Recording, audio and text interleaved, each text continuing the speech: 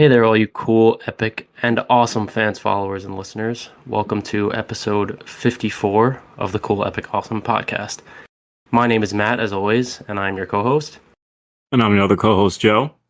And we have a very special guest on today's episode. You guys may know him as Found Footage, but I know him as good friend of the podcast, Mr. Michael Costa.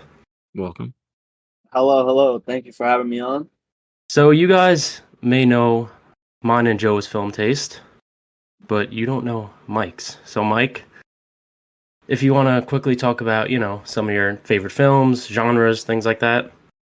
Yeah, for sure. I would say my favorite genre, obviously, like if you follow me on Twitter, my favorite genre is horror, and drama heavily. Like those are my favorites.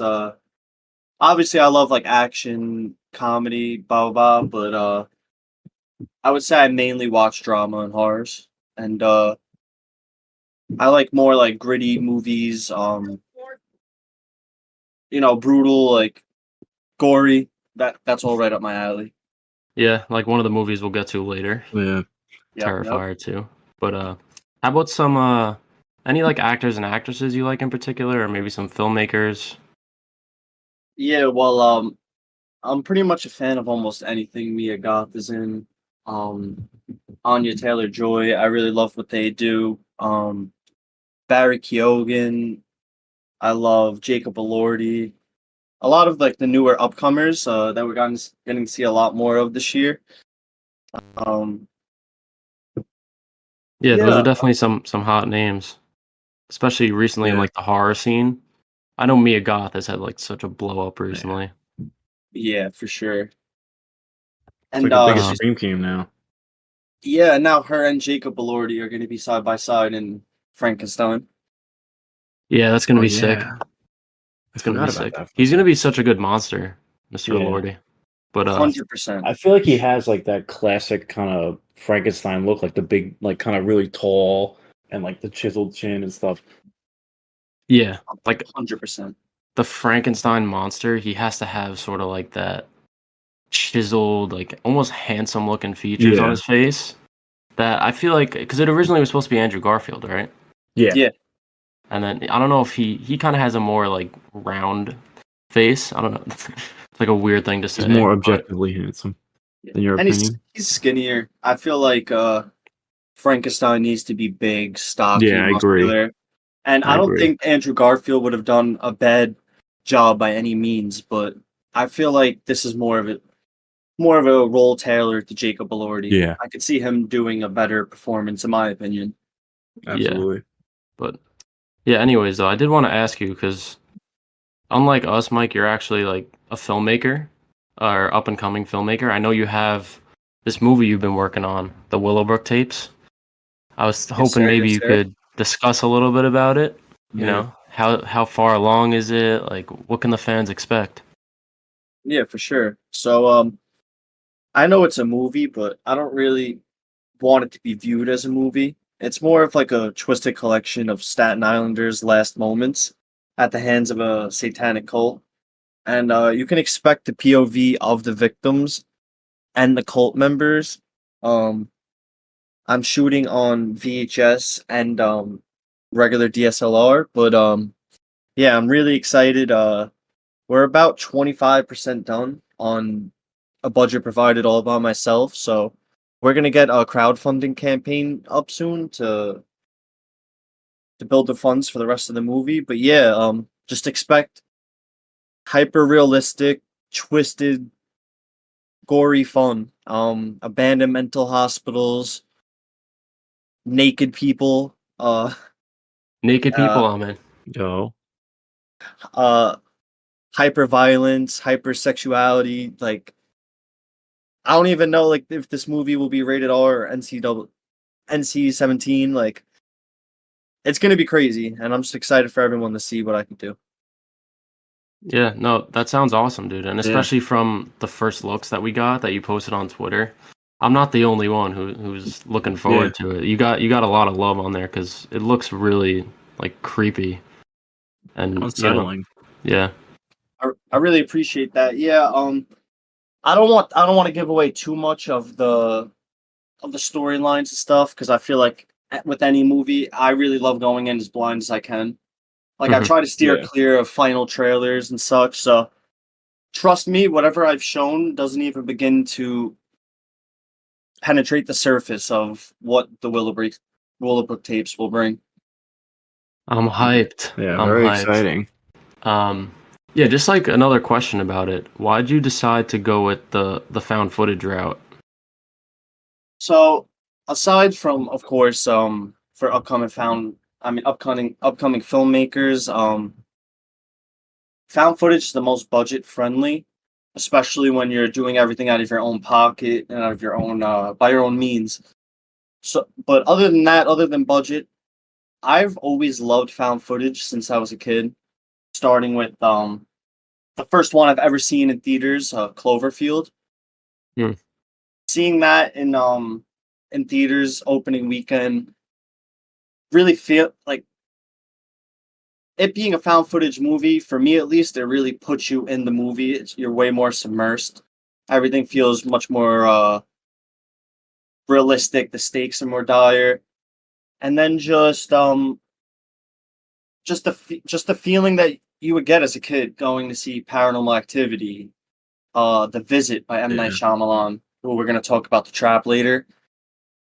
I just really love the nostalgic feel it gives me, so that's why I went with it. And I know there's a lot of people I feel like would feel the same. Yeah, and there's something to be said about the idea of, oh, like we just found these tapes and here's the footage. It makes it a bit creepier because it brings that element of, based on a true story, kind of like something to that effect. And I feel like that's why it works so well with horror. There's so many great found footage horror films, going from the Blair Witch Project and on this year, I know you were a big fan of, Mike, was Frogman. That was a great found footage film. Yes, indeed. I haven't seen that yet, but you guys have said good things about it. Yeah, with found footage, I just find it's like there's just so much you could do with it, and there's just so many ways you can go with it, and so many cool things to play with. And I kind of like when horror is not as like detailed and explained. I agree. Like I want to just have fun with certain horror movies. I don't want to think about, oh, why is this person filming in this scene? Why are they still filming? Like, why aren't they just running? Like, I think horror movies just like, I love elevated horror. I love like horrors with very serious like subject matters in it. But I also love horrors where you could just close your brain off and watch scary imagery. Absolutely. And just gory effects, I'm a big I love aesthetics. I love bringing vibes. Like, don't get me wrong, I love dialogue in movies and such, but I just feel like you could do so much more with imagery, and it's really fun to play around with that. Yeah, especially in horror, like you said, the grotesque nature of a lot of these films and like showing rather than telling, I think works really well for horror and like slasher in general. Yeah. But anyways, I guess we'll move on to the main episode. So, Mike, thank you so much for joining us. We're like really happy to have you on the episode. Of course, thank you for having me. Yeah, and hopefully it goes well. We'll have you again. But let's get into this. So this is going to be a horror themed episode. To start off, we're going to talk about M. Night Shyamalan's recent movie Trap, which I think we all have differing opinions on, and it's probably one of the more polarizing films of the year, which is not new for M. Night at all. And then after that, we also saw Cuckoo in theaters, which it was enjoyable. Good performances, but we'll talk about it when we talk about it. We'll go through briefly some movie news. There hasn't been too much. D23 happened, but I was a little underwhelmed. I feel like there was like a trailer or two we could talk about. And after that, I'm excited to do this part. It's going to be us talking about our top 10 horror films of the 2020s. So the past 4 years, that's going to be really interesting. Yeah. A couple from this year made my list, spoiler alert. But, and then, we'll end off with Joe's recommendation from the last episode, which was Terrifier 2, directed by Staten Island's Damian Leone. So yeah, I'm really excited to get into the Exciting episode. Let's Sure. start with Trap.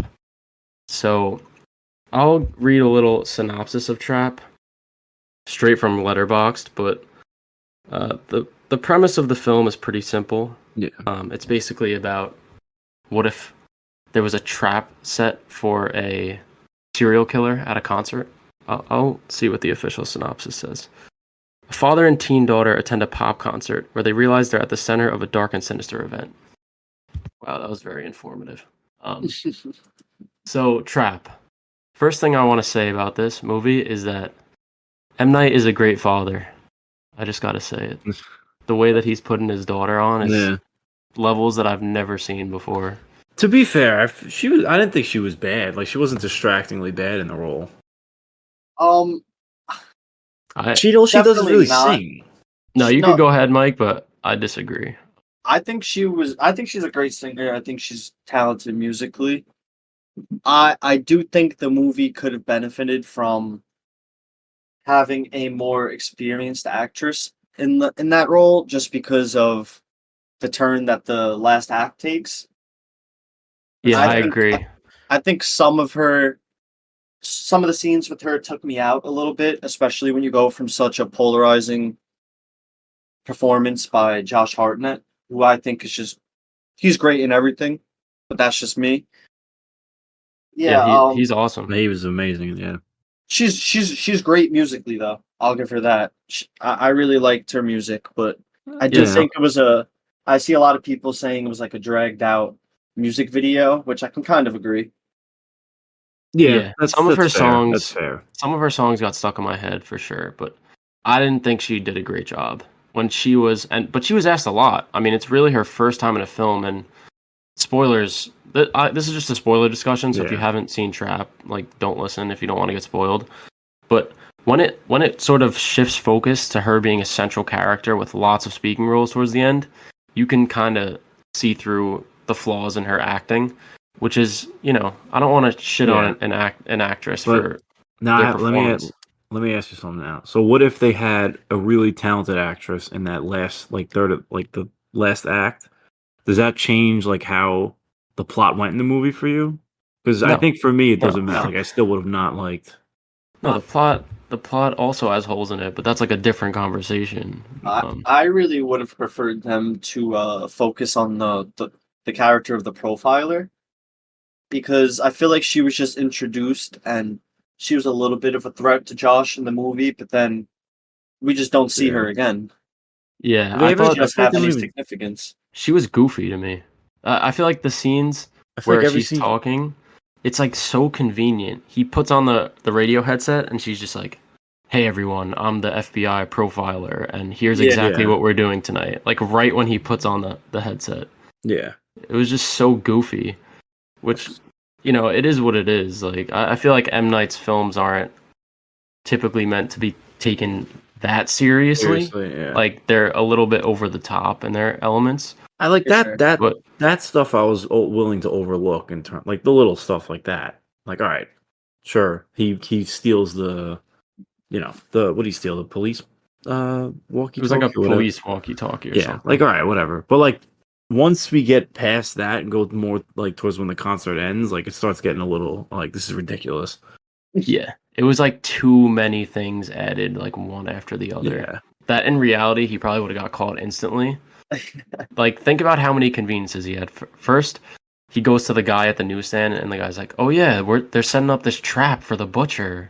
You'd never believe it." And then he gives him like the secret word. He also like steals the thing off him. He goes up to the roof. He happens to have the guy's wallet in his. Yeah, that was the Like- one I was like, this is ridiculous. Like, that kind of, I was like, all right, that's it. Yeah, What and the kind of thing stood is, out- oh, go ahead. Sorry, go ahead. Oh, sorry. I was saying, with while you guys were talking about everything being too convenient, I couldn't help but think, like, this was a whole trap set up to catch him. So I would assume that they're monitoring cameras, and they don't see him like staring at the camera around the corner for a good like 30 seconds.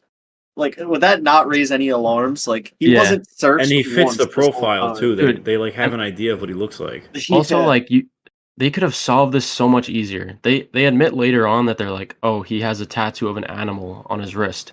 Here's a simple fix. When someone enters the stadium, look at their wrist. Yes, For yeah. every person that enters, you could I also instantly thought find that it. was crazy too, because if there was like a bunch of different people that they saw at the crime scene, supposedly, because they had a bunch of different descriptions. Mhm. How did anyone see that small, like quarter-sized tattoo on his wrist? I don't know. And that I feel like- also no, I like feel like cuts they- out so many of the suspects because it's such a specific thing. Yeah. Yeah. Sorry, Joe, what were you I gonna say? feel like they found out through his wife. His wife probably told him that he had the Oh, tattoo. yes, yes. Maybe. But also like if she knows that it's him, why didn't she just like turn him in? Because Why she didn't didn't he want. just set She up a want. She trap didn't at his want. house? Yeah, like she gave them a tip. She didn't want to be like the person responsible. To And again, does it go back to this just being a huge promo for his daughter? Because what was the point of setting up the trap at a place with so many people to file through if his Well- wife had him set up by the police? Here's the thing, and this is something about M. Night in general. A lot of his scripts are like this, where he thinks of an idea that's like that you're like, wow, that's a great idea, and then he backtracks from that into the story. So he thought, oh, what if? And he even said this. He was like, what if Silence of the Lambs happened at a Taylor Swift concert? It's like you have this great. Those were his exact Yeah. words. You have this great idea. Now let's make a script for it. And it's like he backtracks, and there's all these, sloppy points of it where it doesn't justify it having to be at a concert. Like I don't think Yeah. he does a good enough job of doing that. Yeah, Um, no. yeah, it could have been any event at a stadium. Honestly, wouldn't have. But yeah, and I don't want to sound like nitpicky, but talking about the plot conveniences, but I understand, like, it pushes the plot forward. There's No, like, but if he just got caught instantly, like it wouldn't be a good movie. But the problem with it is that he's set up as this super intelligent, like he has eyes on the back of his head. He thinks 5 steps ahead. But all these conveniences just make it seem like he's lucky rather Yeah. than skilled. Because a lot of it is luck. It's not really his skill. So it kind of like brings down the intelligence of his character. That's why I thought it was an issue. I agree that it is an issue, but I feel like some of like the skill was showed off in terms of his like him being able to just with talking to people and able to get information and stuff like that. What do you mean? Like him being able to like get information out of people just being from talking to them. Yeah. I mean, he didn't have to work too hard from the guy at the t-shirt Well, stand. yeah. But yeah, also some other things to talk about, some other issues I had with it. There are a couple plot threads that just go nowhere. One of which being the continued imagery of Cooper's mother. What was the point of Yeah, all I that don't- in the end? They never really dive into that at all. I They just thought- kind of like I show think her. I think that was just a plot device just to get him caught up with remember when M. Night's daughter she starts talking to him as if she's his mother. I I feel like that forget. was Which part is that? I Oh forget. yeah, That was- when that's at the very end, like when they're in the when he's in the car. in the car and in the garage. Oh, yes. I remember now. Yeah, it's like showing he has mommy issues or Yeah. something, and he's like, Yeah, but like they didn't explain it. Like you're right, they didn't explain it that well, and like That I was a feel like weird they could have scene. just cut it out. I feel like it had Yeah. no I didn't no really reason like to that be in it. scene. Also, We're not- another. Sorry, Joe. Let me just get this other Yeah. plot thread really quick. One more plot thread that went nowhere. They introduced this aspect of like his daughter is getting bullied at school or something, and like there's these other girls that are there, and the mother goes to Cooper and like tries to like talk to him or Mitigate. whatever. They don't really go anywhere with that plot point. Like, why is that in the movie? I feel like that was just to get some like humor in there because like when they Just show to give like like a little like I don't know characterization to the like Maybe- side characters. I don't know. I think it was like to give a little bit of humor when like you see the daughter get brought on stage and that girl's screaming at her mom. But I also feel like it was to kind of make you root for Josh Hartnett a little to show like he may be this killer, but maybe Kinda sympathize with with him a little. bit. Yeah, he's like he cares that his daughter was hurt by other girls at school. Yeah. So maybe to show that there is a little bit of humanity to him, so you Mhm. will root for him. Yeah. Yeah, I I agree. mean, I still definitely was rooting for him, Yeah, even though yeah. that's he just had Josh a man Hartnett, locked though. in his Up in his basement. basement, yeah. But I feel like what I was gonna say was, I'm sorry, I didn't mean to cut you off. no. The biggest issue for me, we didn't even talk about. He doesn't even kill anybody in the movie. Nobody gets killed. Like That's true. I mean, they say like I don't know the butcher. They call him the butcher. They advertise like how he's like this crazy murderer, and they deadass don't even. He does he even stab anybody? No, I don't. He doesn't even do Well, anything. he was about to. I feel like he was about to kill his wife when he was home and like Yeah. took his shirt off for no reason. yeah. But he's this smart guy and can navigate out of this whole stadium. Has this whole plan, has everything, but he eats this pie yeah. that she just like It's that she literally doesn't get eat. it's the oldest trick in the book, the Book, poison yeah. pie. Yeah. He Like I fell for saw it. that coming. Yeah. It doesn't make any sense with how And smart again, he's set up it to honestly be. it gets me annoyed because the concept is so good, and you have such a good performance out of Hartnett. Yeah. Yeah, he could do so much just by his facial expressions. He Like was great in this. it was insane. But Yeah, he was fantastic. He was like easily the best part for me. Like when I walked away from the yeah, film, I was like, the only reason why I like this film at all is because of his performance. yeah. 100%. I had something else to say. Hold on, I forgot. Oh yeah. Back to the plot point of, or back to the part of the story where you were talking about him eating the pie. When he eventually starts like falling over, it's revealed that like the SWAT people are already in the house. Why didn't they just take him down if they were in the house already? Well, Why they did would. they? I guess maybe like they were there if he tried to attack the wife, or like I I don't know. guess, but like if they come in with assault rifles pointed at him, I don't think he would attack the wife. And even if he did, they would just kill him Shoot him instantly. instantly. I don't know. Yeah, it's just like a film that just Yeah. keeps having all these convenient things happen over and over and over, where it's like And it's just too much. Yeah. why would he leave the daughter like conscious in the back seat? Like he's the butcher. Like he doesn't like knock her out and Yeah, then just like throw her in the back of the limo. Like bro, why doesn't he just kill her? He has nothing to lose at this point. Yeah. He's the butcher. I thought he was gonna kill her, honestly, at one point in the movie. There's like a scene like where he's like he looks at like her in the dressing room or something like that. And I was like, oh, they're gonna make him kill her or something like that. And I think in the back they like play him talking about how like much he enjoys it or something like that. Yeah, I don't know. He was. I didn't really. Does it really ever go into his motivation for killing? No. no. He just likes it. He's just a kill, yeah. He's I just think like yeah, he that. says he just enjoys it, yeah. Yeah. I don't know. The fact that I'm walking away and like the most that I'm remembering from this movie is Yeah. just like every single plot hole and convenient thing that happened. There's also one scene where he's about to pull the fire alarm, and then the profiler's like, he might try to pull the fire alarm, guys. Like, be careful. Right when he's about to pull it, so he doesn't. Yeah. Like it's just Like all this. why not have that line of dialogue like maybe I don't know, like a minute or 30 seconds Yeah, earlier. so it's like, actually believable that yeah, you yeah. know. Or just they could mention it like in like and then have it happen like a half hour later in the movie. It doesn't. I don't know. Yeah, something random. I thought Kid Cudi's cameo was funny. Oh yeah, Yeah, very funny. Yeah, who was the And other guy that we laughed at? Russ. Oh, Russ. Russ. That was so I don't really bad. like. What does he even Well, look like? I don't know. That was the guy that did like the song with her on stage. Oh. Not Kid Cudi, the white The guy. other guy. But it's Me and Russ. Matt- Like he Me and just Matt saw the movie together, and all I hear Matt go next to me, he goes, "Is that fucking Russ?" Bro, And it's I like the just- most yeah, it's the most random artist. When that guy came out, like I was convinced it was gonna be M Night. But I would imagine if he did like a song with his fucking daughter. No, but here's the thing, and I want to talk. I'll talk about my favorite scene really quick.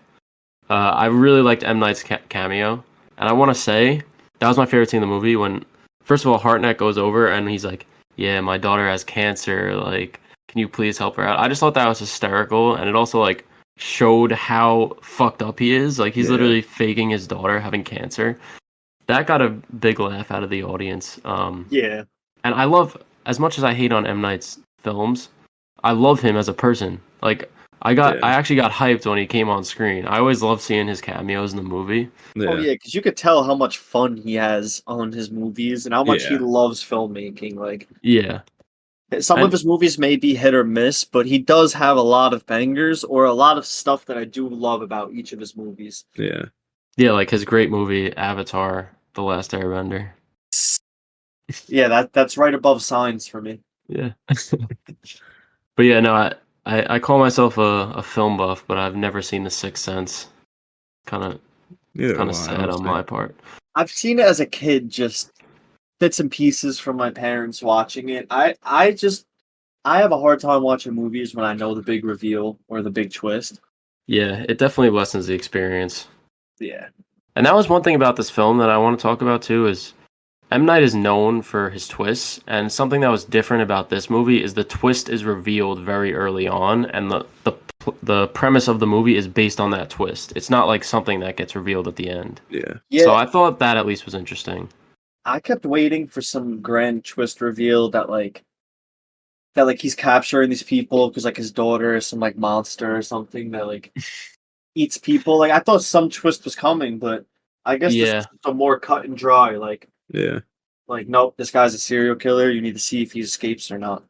Yeah, at some point I was thinking maybe like the daughter was in on it or something. That would have been like really a weird twist, or Yeah, maybe I his thought maybe the wife was in on family it. would have been on it. Yeah. Yeah, I thought the wife would like start getting like alarmed at like what what M Night's daughter was saying, and like the audience would think that she's getting scared of her husband, but she's just getting scared because they got caught. Maybe they were doing it together. Yeah, yeah. But I mean, I don't know. I don't know if a twist like that would have even saved the movie. Yeah, But this movie Yeah. does leave me very excited to see Josh Hartnett like more in In his the return, future, yeah. and I would love to Agree. see him in more horrors because I loved him in The Faculty, 30 Days of Night. I think he's a great horror actor. yeah, I haven't really seen him in horror. Last time I remember seeing him was in Oppenheimer Yeah. last That was the only year. time I've ever seen him. He has like a small role, but he's good. He's good in that movie. Well, he stepped away from he was like blowing up like extremely fast when he was younger. He was just kept doing bigger and bigger movies, and I didn't read too much into it, but I saw some article about how he had to step away from the spotlight because he was getting stalked. People like showing up with guns around him, Oh, I remember Wow. seeing that actually. Yeah. men and women. So yeah, it's pretty scary. yeah, we have no idea what these like People actors go and through, actresses yeah. deal with. It's crazy. I know Joe. I think you sent me something. He was supposed to play Superman. Yeah, He got he offered was the offered role. Superman twice, they said, and he turned it down both times. But I can see him more as Batman. yeah, he would be a good Bruce Wayne. I think. Yeah. Like I don't know if I I Oh, think that would be a really good Bruce Wayne. yes, I think like the scenes of him navigating through the arena for the concert, like where he was blending in with the cops and stuff. Like I could see him doing like a cool like stealth mission as Batman, and I Yeah. really think he could pull off Bruce Wayne very well. Yeah, no, I agree. That's something that I didn't really even think Yeah, about I didn't until even you just think said about it. that. Yeah. Um, yeah. Do you guys maybe want to talk about your favorite scenes? I guess Joe, you could go Yeah. first. If you I like I don't know what it's called, but they call it like the what is it? The person that goes on stage? what person that goes on stage? Like no, like what do they call the person? Oh, when they Uh, select the fan from the crowd. What is it? something. Lady Oh, Raven. Raven. I don't know. It's Lady a Raven. whatever. Yeah, that scene when like she goes up and he's like watching her. I actually enjoyed that scene a lot. all right. Mike, Um, thoughts? I would say I really enjoyed the scene where he put the oil, like the bottles of oil or whatever, inside the deep fryer because Oh yeah. it actually caused like a innocent woman to be like brutally burned. So it really like you're rooting for him, you want him to get away, but then you see like, oh, this guy's a menace. Like Yeah, to it save shows. himself, he'll give this girl third-degree burns, even worse. Yeah, So I I did really like like that that scene. scene. Yeah, I did like that scene too. But also, how did he do that? Like, He Yeah, put he on had some he, like, oh yeah, teleportation actually, yeah, skills. you're right. Now I forgot to mention that, but that scene I like, remember isn't- seeing in the isn't, trailer. I'm pretty sure the cut that's in the trailer is like the exact thing that's in the movie. They don't add Like, any other yeah. the context scene to it. before, there's somebody back there, like by the fryer, and then like Yeah, it cuts away, and then like they go back, and there's just like the it's like two oil things in there. in the movie, it shows him looking back there. Then it cuts back, and like those things are just in the fryer already. Like it doesn't show anything else. But His yeah, no, teleportation skills. I agree with you in the way of like it shows how fucked up he is, like what he's Yeah. willing to do. And that was one of the only brutal scenes of the movie, I guess, besides maybe when he pushed the drunk girl down the stairs. Yeah. Which like nobody's seeing that. It's so Yeah. convincing again. Yeah, I think this movie definitely would have benefited from being R-rated as well. Oh, I was thinking that too. Yeah, they couldn't really show any type of real brutality. Like even yeah. if they had him like fade away into thoughts, like flashbacks of like killings he's done, give us a little more context on like Yeah. why he does it, and like make us root against him a little more too, because I think Yeah. there needs to be like a fine balance of like, all right, like obviously for the plot, you want to see him escape and see what happens, but I would think I found myself rooting for him more than I did for the cops at all. Like, you know? Yeah, me too. Yeah, the cops just seem like incompetent. He's literally walking around offering them donuts Yeah. and shit. Like, And how did he know exactly where that sugar was? I don't know. I think he just got Remember- lucky. Yeah, I think he Yeah. just got lucky. But that's what like back to what I was saying. The conveniences are just it makes him seem more lucky than intelligent because some of Yeah. the shit there's no way he could have planned. Like that one for example with the sugar. Like there's no way he knew that was there. So it's not like his intelligence got him out of that situation, you know? Yeah. But yeah, I guess I don't know if you guys have anything else to say. I would ask you guys your favorite characters, but I feel like pretty easy. I think we'd all say Cooper on that one. Yeah. I don't know unless Joe, were you a big Lady Raven lover? No.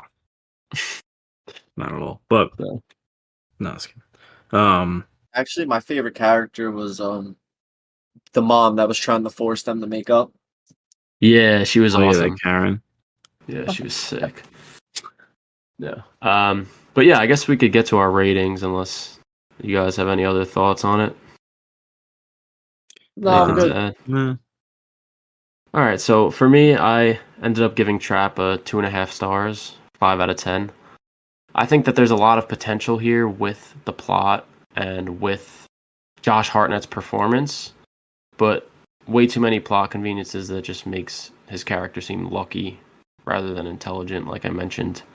And I think if they would have cut this maybe at the midway point, had a little short film, I would have enjoyed it a lot more than if they went into that, the whole Lady Raven subplot. So, Yeah, I guess, agree. Joe, you want to go next? Yeah. So I actually gave it a 4 out of 10, so 2 stars out of 5. Besides Josh Hartnett's performance, there really isn't a lot to take away from it, and especially with all the plot holes, it really disappointed me. Fair enough. Mike, what's your thoughts on it? So currently, I have it on Letterboxd as 3 stars, and I think the only reason it wasn't 2.5 was because of how much I like Josh Hartnett, and I really think his performance was great. I really wanted to like love this movie more than I did because it was one of my most anticipated. But yeah, I would say 3 out of 5 stars. Yeah, fair enough. Apparently, Yeah. M. Night has like his next 3 scripts planned. I saw in a shit. recent interview of his. So, Hey, I'll You never always be know. excited for one because Yeah, you never me know what you're too. gonna get. But that's the thing with him is like it's the same shit over and over again. Yeah. He gets you excited with these ideas, and then the movies just suck. Like Old. That's such a cool idea. Like you de-age, or no, you rapidly age on a beach. I will say though, none of his movies, I'm never bored during any of his movies. Like they're Yeah, always that's entertaining fair. and they always have something good in it. But yeah, like Old is such a cool premise and they have a lot of cool there's a lot of cool cinematography and there's a lot of good performances in it, but yeah, it falls flat a little. I would agree. Yeah, so like you said though, I'll always support M Night because I love him. He's just like wholesome. I don't know, Yeah. but Feels like an uncle. yeah, he feels like Uncle M Night. Yeah. But yeah, we can move on now. So yeah, the next movie that we're gonna be discussing is Cuckoo, starring Hunter Schafer and Dan Stevens. Maybe one of you guys wants to give a little synopsis of this. Joe, you want to give a rundown of the plot? So Cuckoo follows a girl. I can't think of the name. I'm pulling up the thing now. Gretchen. Gretchen. She's got a strange name. Yeah. Who moves from? It doesn't. I think it's America, but it doesn't say. Moves from somewhere to Germany to work at a. Her family's gonna work at a resort, and there's a guy who names a resort named. I don't know how to pronounce it. Let me Mr. see. Kung. Mr. Coing? Yeah, Coing? I don't know. I think it's like purposely difficult to pronounce. That Yeah. they make a point out of it in the movie. But so yeah, she comes to work there, and kind of shenanigans unfold, and I don't know. I feel like it's hard to explain Yeah. without like spoiling. Yeah, because they really don't give you any context besides, oh, we just moved here. She's working Yeah. and stuff's happening in the trailer. And I feel like it's best like that. No, I agree. I liked it better that like I knew very little going into the movie. I just knew it was in the mountains in Germany. That was it. Yeah, this is one that I think I was a little disappointed with overall, especially with like how great Longlegs was, and this is like Neon's next horror film. I think Hunter Schafer was great. I think Dan Stevens was great.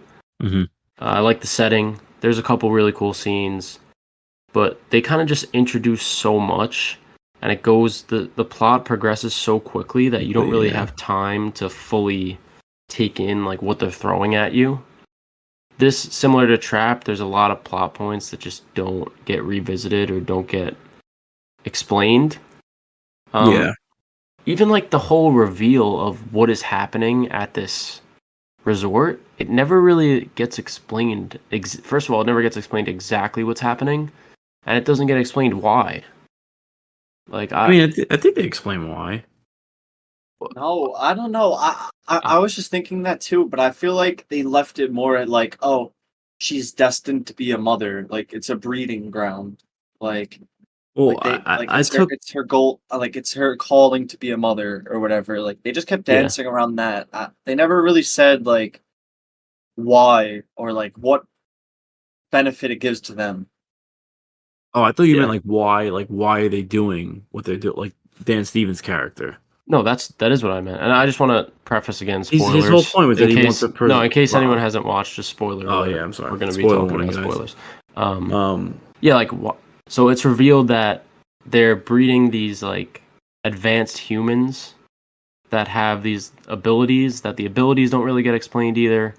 But why? Why are they making these humans, these creatures? So I think he kind of says it's about like preserving this species of human that existed like millions of years secretly because they've been like just part of the human race, I guess. So he's trying to preserve like that kind of I guess it's like a subspecies of human. Again, like you said, they don't really explain a lot. But one thing I want to say about the power, like I don't want to say power, but like, well, how would you describe it? It's like some sort of ability that they have. Yeah. So basically, whenever this creature-looking thing, not creature, it's a human, but it comes around. A woman in the hood. Yeah, she makes a scream, and it kind of puts people in like a time loop. Yeah, it's like a deja vu kind of thing. And like as she advances on them, I kind of like that. So this is actually something. So I don't know about if you guys, but I'm a big anime fan, so I watch a lot of anime. And there's a villain in this anime called JoJo's Bizarre Adventure, and his power is essentially like he can advance in time and leave everything else in the past. So like he can like be sitting across the room from you, and then like you blink, and he's right in front of you and like punches you in the face. Like, so it's a similar kind of idea where they're in like a loop, or like they're stuck in that kind of period until he stops, I guess, like well, in this case, it's the woman screaming. Well, like you're stuck in this kind of time loop, and then when you snap out of it, like for example, when they're fighting in like basement room, she hears the noise, and then all of a sudden the woman's like behind her. If that Yeah. makes sense. No, I get what you're saying. I still just don't. They don't really explain how that works, and I guess Yeah, I feel like I guess like how would they explain how it Yeah. works? There's no like real explanation. But like what exactly is happening? Are they just imagining that what they like the moment they just experienced happened and it keeps happening over and over? Are they just imagining that? Or are they actually getting brought back in time by 3 seconds every I feel like like it probably is like they get affected because like there's a scene at the end where like Gretchen is pushing the cart away and like the two guys are just kind of like staring at each other, like shaking, holding the guns at each other. So they're not actually going back in time. Like they're just being affected. So like they're just experiencing the same thing over and over on a loop. Yeah. So they're stuck in time as time's moving forward, if that makes sense. I think just it feel does. like if they wanted to leave a lot unanswered, and if they don't want to explain too much, I feel like they shouldn't have even gave any explanation at all in a way. Like, if you're gonna be ambiguous, I think it's better to go all out in the mystique. Because then Fair it just point. leaves us with more questions, like Yeah. why they were doing it and stuff. Like, I just And feel like they don't even like fully explain like how they like quote unquote like reproduce. Like it does. They don't even explain it. I Yeah, think but then that It's it's really supposed weird because like other- some context like behind. So like they say like they're trying to reproduce these creatures and they kind of I don't know hypnotize these like women and they kind of pin them on the bed and then like they kind of have like this liquid on their hands. Yeah, But I guess that I was think I know what used. that was. no, I think that's used to impregnate them. I guess. yeah, I figured, but I like I don't. don't. It's again, it's not really stated, so I don't like. You know what I Yeah, mean? it's never like. Explained. Yeah, I mean, I guess you can figure it out, but I mean, I think that's what it's being used for. But then there's also the bigger plot point of like, Gretchen's younger sister is one of these creatures, and it's like, oh, your father and mother came to honeymoon here, and like, they got impregnated by this person, whatever. Like, did they know that that was happening? Were they in on it? I don't think No, so. nah. So why did they ever come back? If like I don't think they knew. that's Probably had no idea. but every time that one of these people gets like hypnotized by these creatures, it's like a traumatizing ass experience. Well, they have Like- no idea they're even being like you know. Maybe it wasn't even the creatures that had anything to do with it, because Yeah, don't I know. mean, like yeah. The more I think about it, it is kind of like there's a lot. Like I understand like leaving some stuff like unexplained, but there's a lot that they pose a lot of questions and then don't answer them. plot holes aside, though, I really loved a lot of the cinematography Yes. and imagery. Like some of the most beautiful shots I've seen all year are in this movie. Yeah, and I think that's definitely one of the benefits of the setting, like deciding to have Yeah. it take place in this beautiful resort in this area. I loved Um, the setting. Like Yeah, it feels so big yet so contained. that And like area is like I love contained horror movies. yeah. Like she kind of just felt trapped everywhere. There's And, nowhere to go. it was some kind of trap.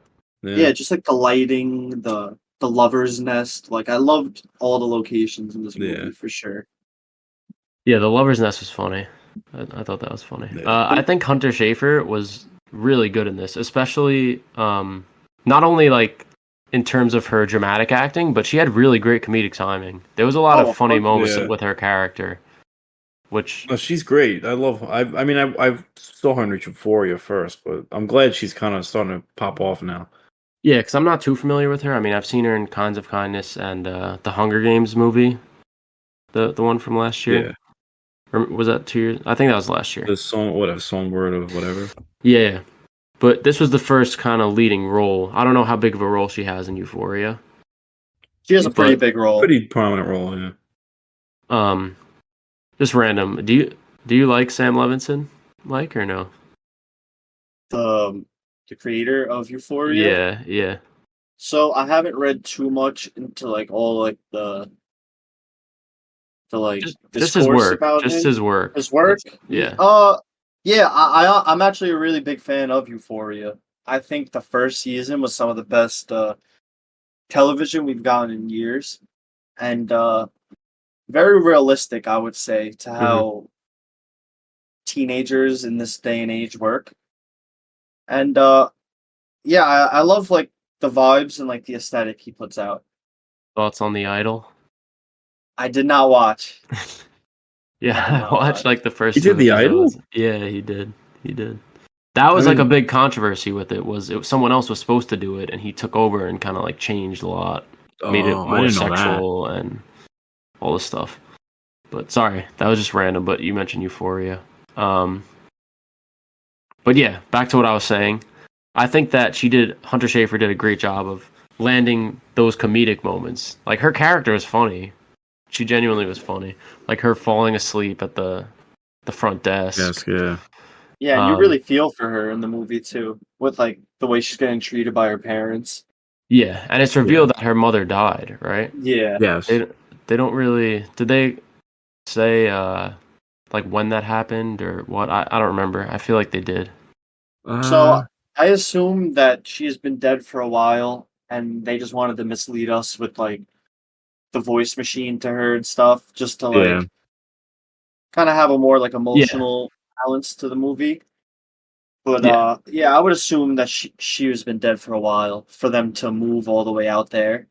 I agree. Because then why wouldn't Hunter just stay with the Yeah. mom instead of moving out there? No, and I thought it was a great Okay. scene too with where Gretchen's sister, you could tell, she's young. She probably doesn't know that the mother's dead. And she also sends her a message on the voicemail saying, like please call her back. It'll make her really happy if you talk to her, and it shows that, her sister cares about her. I really like that scene. Yeah, it makes you care for their relationship. Yeah. I would But yeah. say that Go ahead. I thought I had about this movie, a lot of it felt like a video game to me. In the Really? sense of like a horror video game, like her getting chased on the bike and then going to like a deserted hospital, so it seems, until she gets let in. Like I don't know, the ending scene with the bookshelves crashing. Yeah. It just felt like a twisted like Resident Evil game to me. Have you ever played Outlast or no? Yes. I love Outlast. Yeah. Yeah, Outlast is great. What you were saying about like the hospital. Yeah. Similar kind of vibes. Well, it was like a mental institution, the first game, I think. But yeah, so I know you mentioned the bike scene. You guys want to give your favorite scenes? I'll go last this time since I went first for the other movie.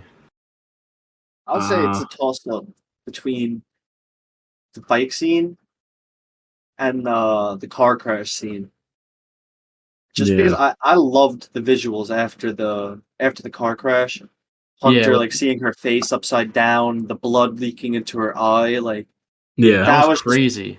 That was actually insane, and it was like I just got chills thinking about it. Like that must have been such a cool scene to film as well. Yeah, you can tell she's putting her body on the line for that. Like the actual blood dripping in her eye and stuff. Yeah, and I kind of wish they didn't show that bike scene in the trailer, even though it probably was a selling point and it got people in theaters. But the way that scene was filmed was, I feel like in a way hypnotic. Like seeing the shadows like reappear, you're seeing the hand get closer, listening to her music. I just really loved that scene. Like I just think it was shot and executed beautifully. Yeah. Go ahead, Joe. You can. I know it's pretty basic, but I have to agree the bike scene was my favorite. It's just such a unique. It's kind of a unique kind of scare scene, and usually it's kind of hard to come by those. And another one that I really enjoyed was kind of the first time that Gretchen kind of experiences the scream per se, because I feel like it really confuses the audience.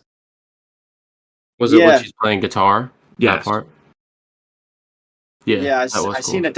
I definitely seen a couple of people in my audience like, what's going on? Like some people like chuckled or whatever.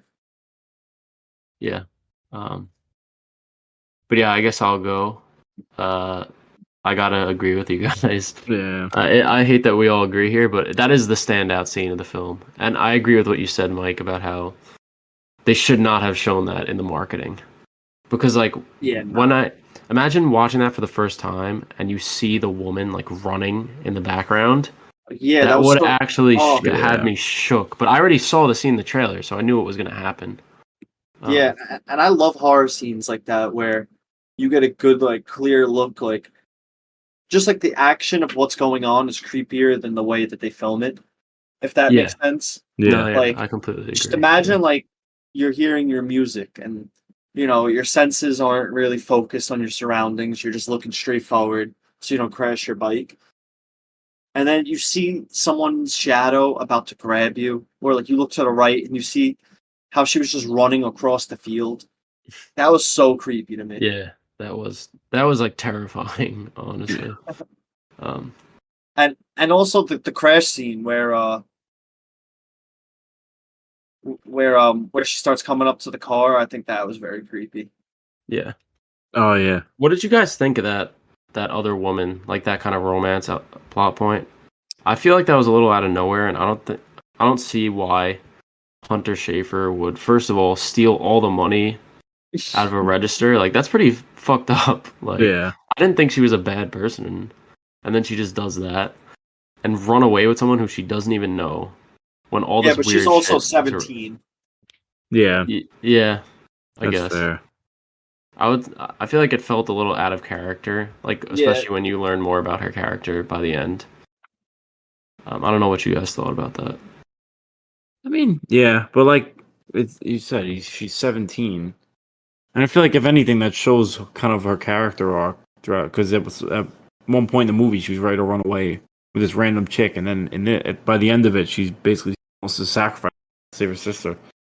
And can we talk about how badass she looked, like with the knife in her mouth at the end, the bandage Yeah, on, the sling, like I Yeah. love that look. I love the bandage look. that was one of the coolest final girl looks that we've seen in years. Yeah, Yeah, I I agree. agree. That was awesome. We had another one we'll talk about later, the Terrifier 2 Final Girl look. Yeah. That's definitely memorable. Oh, for sure. But yeah, I wanted to talk about sort of the ending. I was a little confused with like the character motivations at the end, with like who's trying to kill who. I feel like yeah. Dan Stevens' character, I feel like at one point he was trying to kill the sister, but then all of a sudden he's like not in the Yeah, next scene. No, I think he would use it like against Gretchen. Like, oh, I'll kill her if you try to kill me. It's like I don't think he actually would have killed her, but it was like more No, of like but and he then didn't also even know Gretchen was behind that glass and looking at him, and he's just pointing the gun like point blank range at the sister yeah, in the hospital I, bed. And then by the time yeah, she gets there, he's just gone. Like, why didn't he shoot her right there if he was gonna at all? yeah, but then at the end she's like Gretchen's using her sister as a shield so that she won't get Yeah, shot because she knows that he's not going to kill the sister, but like he just wanted to kill the sister like 5 minutes ago. maybe they were just showing the shot, like maybe to show that he's supposed to be insane. But I mean, if you don't know that at this point, I don't know what to tell you. I feel like a lot of movies today suffer in the editing room due to like studios and stuff. I feel like Yeah, there's probably a longer cut of this movie that gives you way more I mean, Content. way yeah, more like details and stuff. I feel like there was more that was taken out. Yeah. What did you guys think of that other character that shows up? That's like the love he's the interest. detective. You got the random guy. Yeah, I He's actually good. really liked him. Yeah. I liked him at first, but he's another one. At the end, I feel like he like switched up on Gretchen and he was about to kill Well, her. yeah, no, he doesn't because his But whole then- point was saying he wants to get rid of those things. Yeah. But I So feel like he wanted was to about, kill her. But he Because said they- he would protect Gretchen at all costs. But also like why? He doesn't know her. Lied. And she just stabbed him in like in the rib cage. Yeah. She was like, "Oh, you said you'd protect me no matter what." And he's like, "Yeah." But like Those why? hands. He's not like related to her or anything. He just met her there. I don't know. Yeah, He gave me like old school like horror movie, like detective vibes, though. Kind of maybe Yeah. like Yeah. like what's his name from Halloween? Loomis. Yeah, he kind of gave me those vibes a little bit. I liked him. I liked him overall.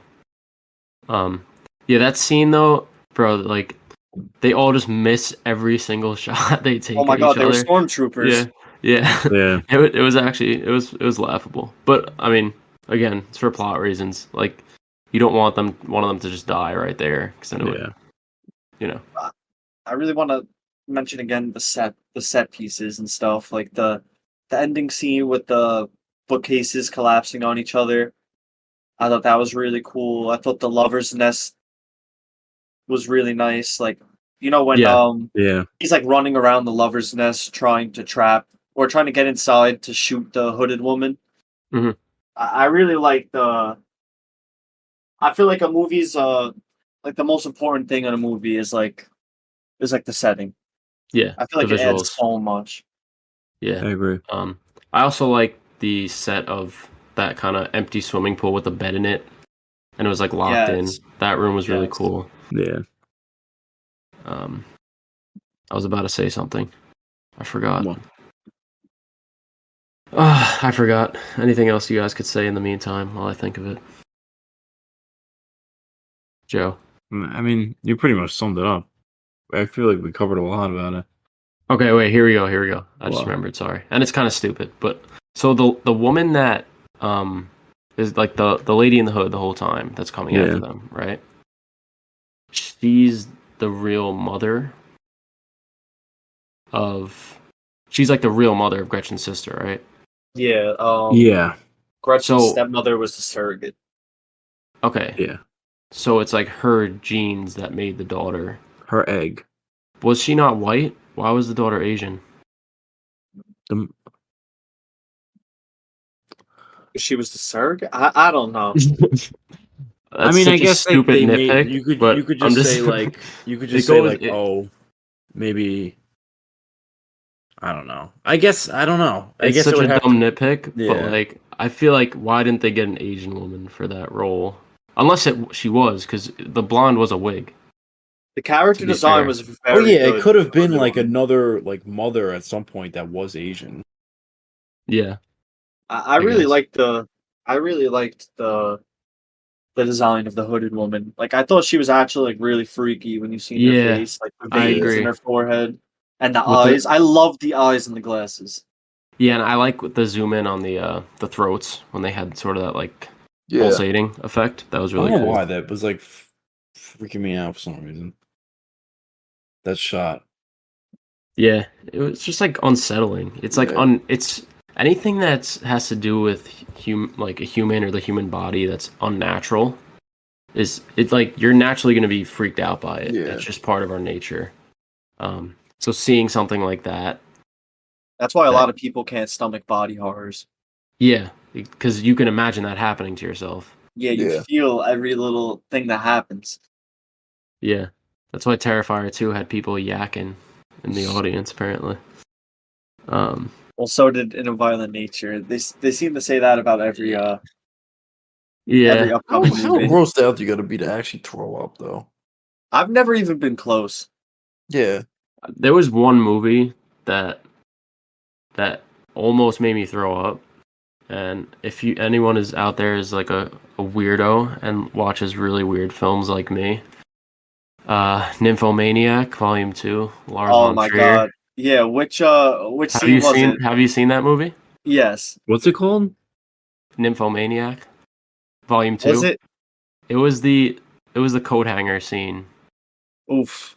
Oh my god, bro. I actually had to turn I literally like got on all fours. I was about to throw up after watching that. It was like the I feel most like I know. I feel disgusted like I know what it is. Yeah. I don't yeah. I could probably put It has to do with a pregnant woman. Yeah, I figured. Bro, oh my god, dude. And I'm sure, Mike, you probably watched those because of Mia Goth, right? Sure. Surprisingly, it's kind of a controversial actor, but I actually watched it because of Shia LaBeouf at the time. This was a very long time ago. Yeah. But yeah, now like it's funny because before I became such a fan of Mia Goth, I had seen her in that movie, and she wasn't Mia Goth to me yet, you know? Yeah, no, I got you. She didn't really have a big role too. Shia LaBeouf's role is big. Yeah, and I really liked Skarsgård in that. Yeah, I love Stellan Skarsgård too. Yeah, he's That- he's a phenomenal actor. That's part of the reason why I watched it. But I'm a big fan of Lars von Trier. I like his stuff. I like how just he's willing to take risks and do all this weird shit. Yeah, 100%. I think that's important in all movies. Yeah, I definitely. like pushing the boundaries. But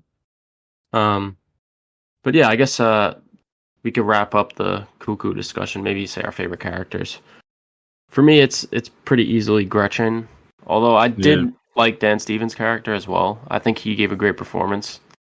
I wish we got to see a little bit more of his like twisted side, like him on his own. Yeah, he didn't really do anything too crazy until like the end when he's trying to kill them.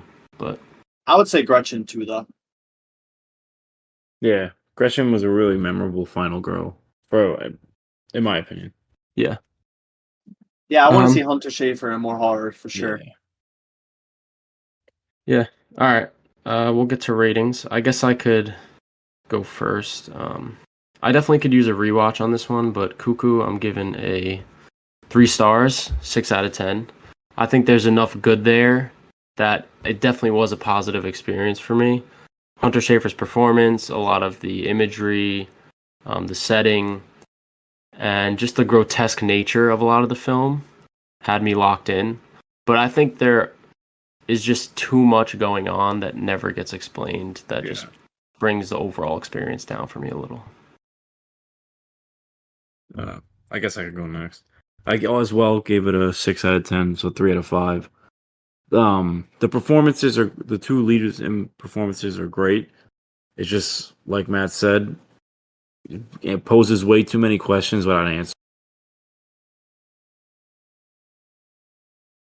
All right, fair enough, Joe. I think you're like cutting out a little bit. Again, what the fuck? It's whatever. It's not a big deal. But we got pretty much all of what you just said, besides like the last 1/2 of a word. But Mike, All right. what's your rating for Cuckoo? So I have it at 3.5 on Letterboxd.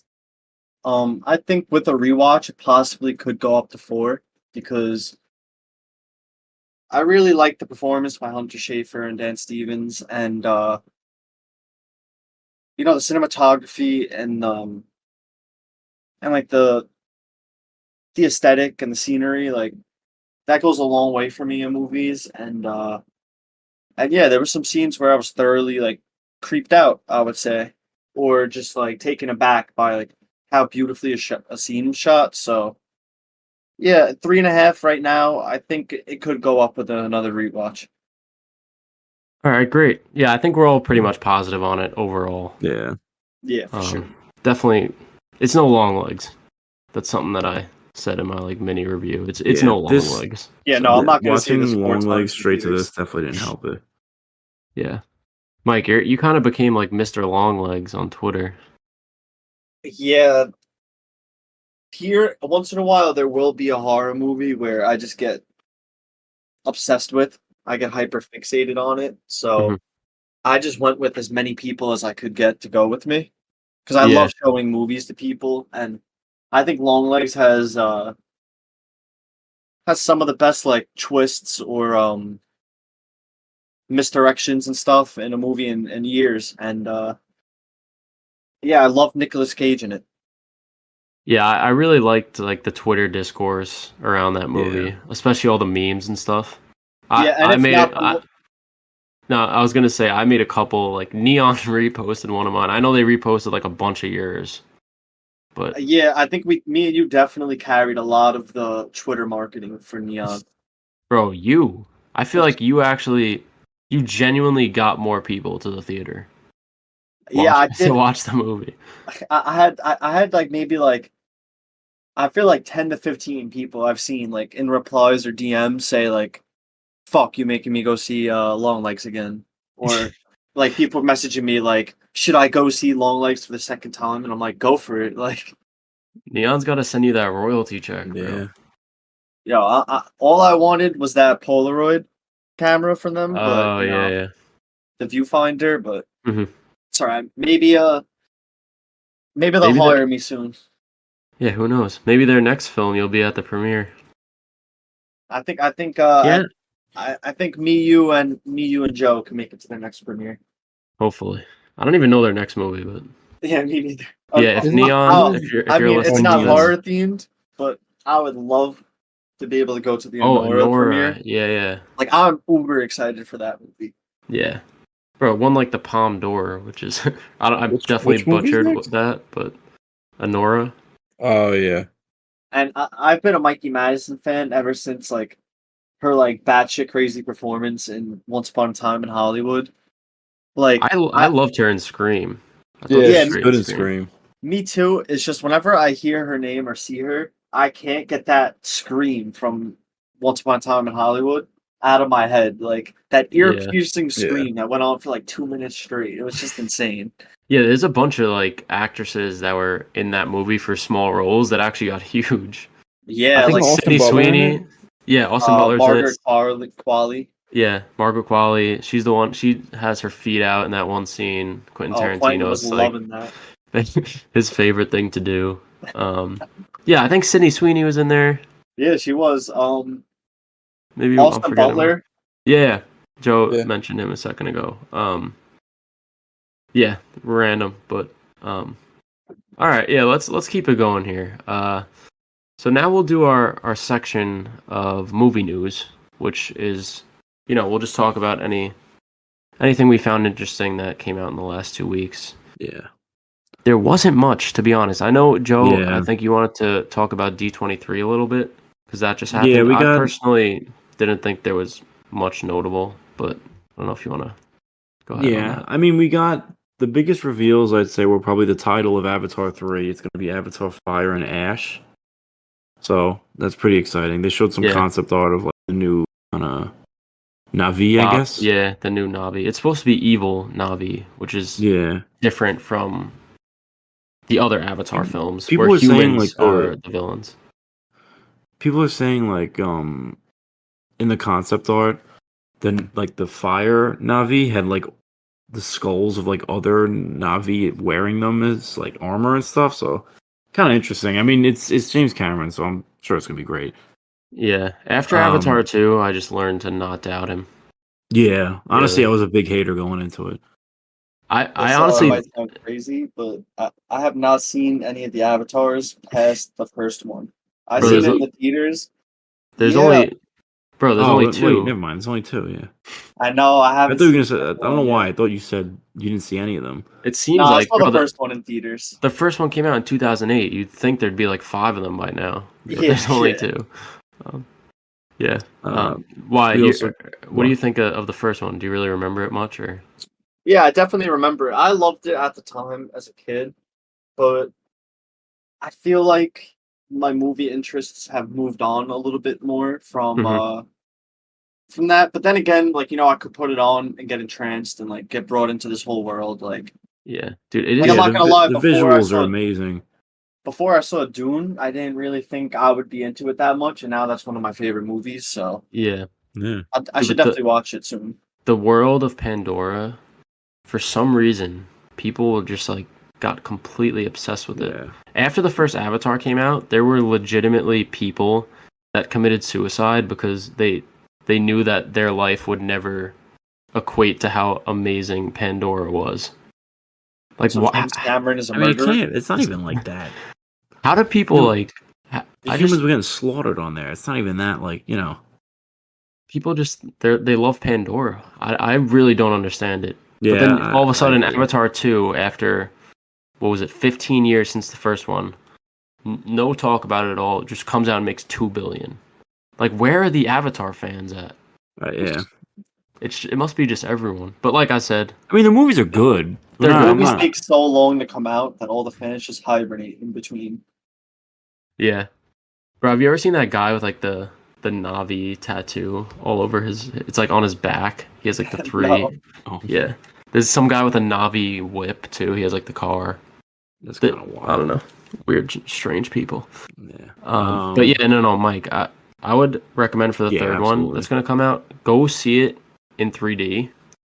it's actually gonna. When I saw Avatar 2 in 3D, Yeah, it was like one of the most insane movie theater experiences I've ever seen in my life. Like I can't even explain it. It was different than watching a movie. It literally felt like I was Felt in like you were a different like, world. I definitely will check it out. Yeah. and then like visuals aside, like the movies are still good. Like the Yeah. plots are good. I mean, they're basic. Yeah, Just, protect the environment, this and that. Humans suck, Yeah. whatever. yeah. But Well, not in this one. Humans don't suck. yeah. Navi suck. Yeah. So what else from D23 that was We interesting? got Spider-Man. revealed Incredibles 3 is not in production, is being developed. Frozen 3 got a release date, I think 2027. And they're all right, that's fine. But then they're already on stage talking about Frozen 4. Like, just get to the first movie by itself and then worry about shit in the future. Yeah, I'm surprised Then- Frozen 3 has taken this long. Frozen 2 it's like one of the Yeah. highest grossing movies of all time, I think. Yeah, I don't know this. Yeah, I mean, but didn't they announced it like in 2023 that they were going to do it? Well, not maybe it was reported Yeah. 4 years. I guess maybe they want to. I don't know, something with the animation, maybe. I don't know. Tron Ares got a release date like October 20th, 2025. Never was a fan of Tron. So. Yeah, I Yeah, don't. Whatever. me I don't neither. really. The Lion King prequel, which I don't understand. Which I don't know. It'll make $1 billion. Yeah, Believe that. yeah, somehow it'll just magically make $1 billion. Apparently it's about like Mufasa and Scar growing up together, but sure. Weren't they talking about Toy Story too? Oh yes, Toy Story 5? Yeah. Yeah, And they said that supposedly you like could say, there's actually I don't know which one you were about to say, but there's two, so maybe you could say the second one. But I heard one of the villains is going to be all of the like hundreds of Buzz Lightyears. yeah, that it was like factory mode. they said something that there was going to be villains with. It was going to be Buzz Lightyear in factory mode. And I didn't see that. Yeah, I saw Yeah, the but electronics. It's gonna tackle like the kid iPad generation, like how that affects kids like playing. I actually toys think and stuff that's a like that. really cool idea. Yeah, I like that idea. Honestly, I think that's a great. That's like an actual interesting idea for me. Like that's a reason to make another Toy Story. Exactly. Yeah, I agree. Yeah. I think Um, they should have ended after 3, to be honest with you. I haven't Like, even seen 4 yet. 4 is good. Like, it's a good movie, but it doesn't need to exist. Like, I they had didn't the see perfect 4. ending in Yeah. 3. I didn't see 4. I think that I think I agree that it could have ended after 3, but I think this could have been the 4th. Yeah. Like I feel like Yeah. this could have been the best The- way to bring them back, just because it has like a meaningful message behind it. Yeah. Like how this generation is so attached to electronics, like iPads, tablets, and shit. Yeah. And then the next Toy Story 6 will be like sex toys introduced. Yeah. That'll be fun. We also got the first look at the live action Lilo and Stitch, which I thought I was like going it. to Disney Plus, but is going to be released in theaters, which is always good. And yeah, I look fine. I don't know. People were complaining online. I thought it looked like normal. Yeah, I think it looked good. I haven't really ever been a fan of Lilo and Stitch. I don't think we really watched it growing up, Joe. Not that much. I love that's like my favorite. Really? Not favorite Disney movie, but my favorite song from a Disney movie. Hawaiian Roller Coaster Ride. You never heard that? I don't think so, bro. What? Oh, it's a banger, dude. You got to put that on. Yeah, Hawaiian I don't Roller know. Coaster Ride is called. It was inevitable that this was going to get like a live action release, but I'm just surprised it wasn't sooner. But I could definitely see like the appeal because like everybody wants their own like Baby Groot, Baby Yoda. Yeah. Like everyone wants to capitalize off of that. There's gonna be some like 40-year-old teacher with a live action Lilo and Stitch mug going into school. Yeah. No, but that's a great point. Ever since the Baby Groot, like that cute phase, there's been a bunch of others that tried to do Grogu it. is like the biggest one. I feel. Yeah, and those two definitely stuck. Yeah. Like Grogu's huge now.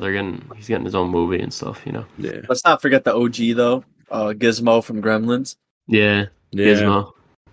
Why don't they do anything with Gremlins? I'm surprised. Yeah, that I wish like. All right, this might That's sound a little fun crazy. movie. Like it's like this, They could do a really good dark comedy with the R-rated version of Gremlins. 100%. Yeah. Yeah, they definitely could. That Or could be sick. Who owns Gremlins? Sony. This- I feel like. I No, feel like maybe. Universal, maybe. Who would you I'll cast look in it that? up. Probably The Rock, Jared Leto, um, Will Smith, Chris Rock. No, I don't know. I feel like it would be maybe kids. Like they would have to have kids in the story. I think Spielberg owns the rights. Probably Universal. It just says it was bought off of Warner and Amblin. Oh, and I'm an Warner idiot. Brothers. And Amblin's his production company. I could see like Walker Scobell. Wait, you know what? Oh yeah, that's actually a In good Gremlins. pick. Yeah, I could see him as like the little, like the older, like teen, and like maybe he has siblings and shit. yeah. M. And I Night's don't know daughter why. as the love I don't know interest. why this just yeah. I don't know why this just popped in my head, but I don't know. I would want to see like Jason Bateman as like the dad in the movie. Jason Bateman. Yeah, that's a good I pick. love That's a Jason good pick, Bateman. yeah. Anyway, we're getting a little Sidetracked. Casting Gremlins. That was pretty much for the animation stuff. They announced Zootopia 2. ELO is their next original Elio. animated movie. Elio.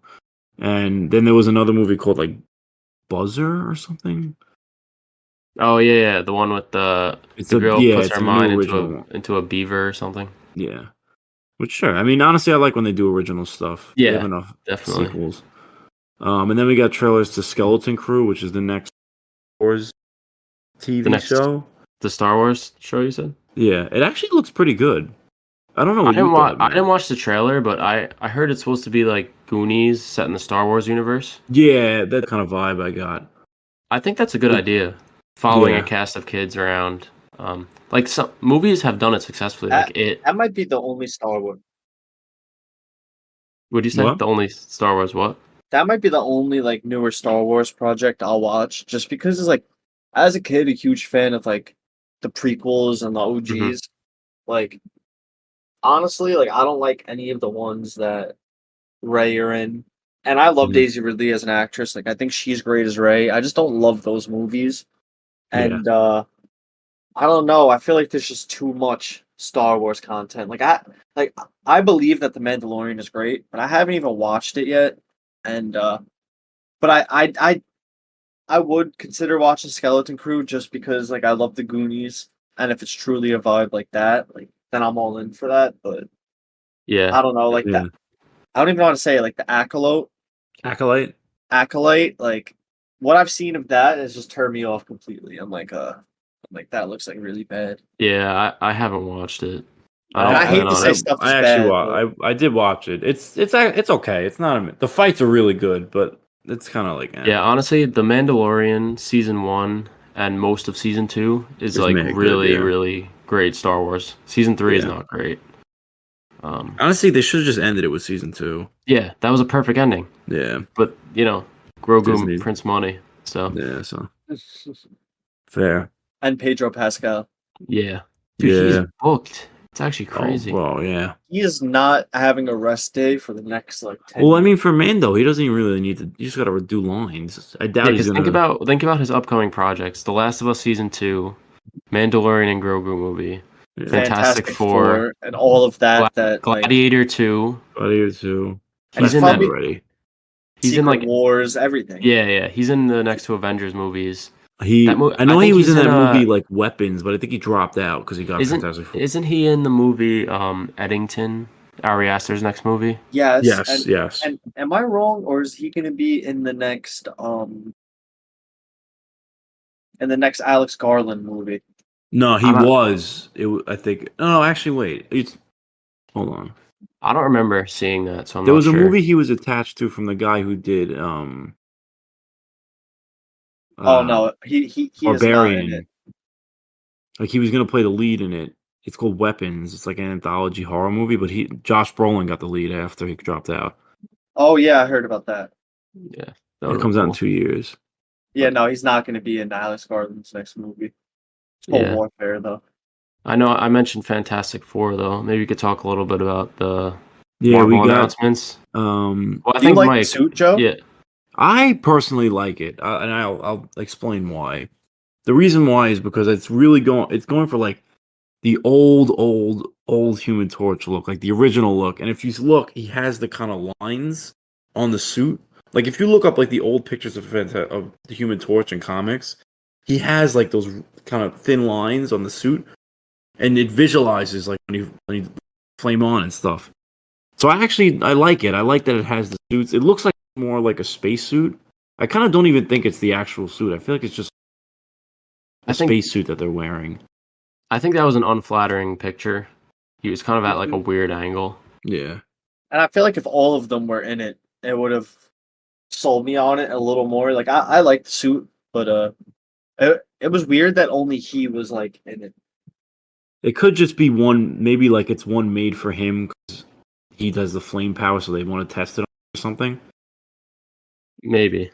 True, I don't know. true. I think that it'll be just for that movie, like that old school sort of aesthetic that they're going for. It takes place in the 60s, they said.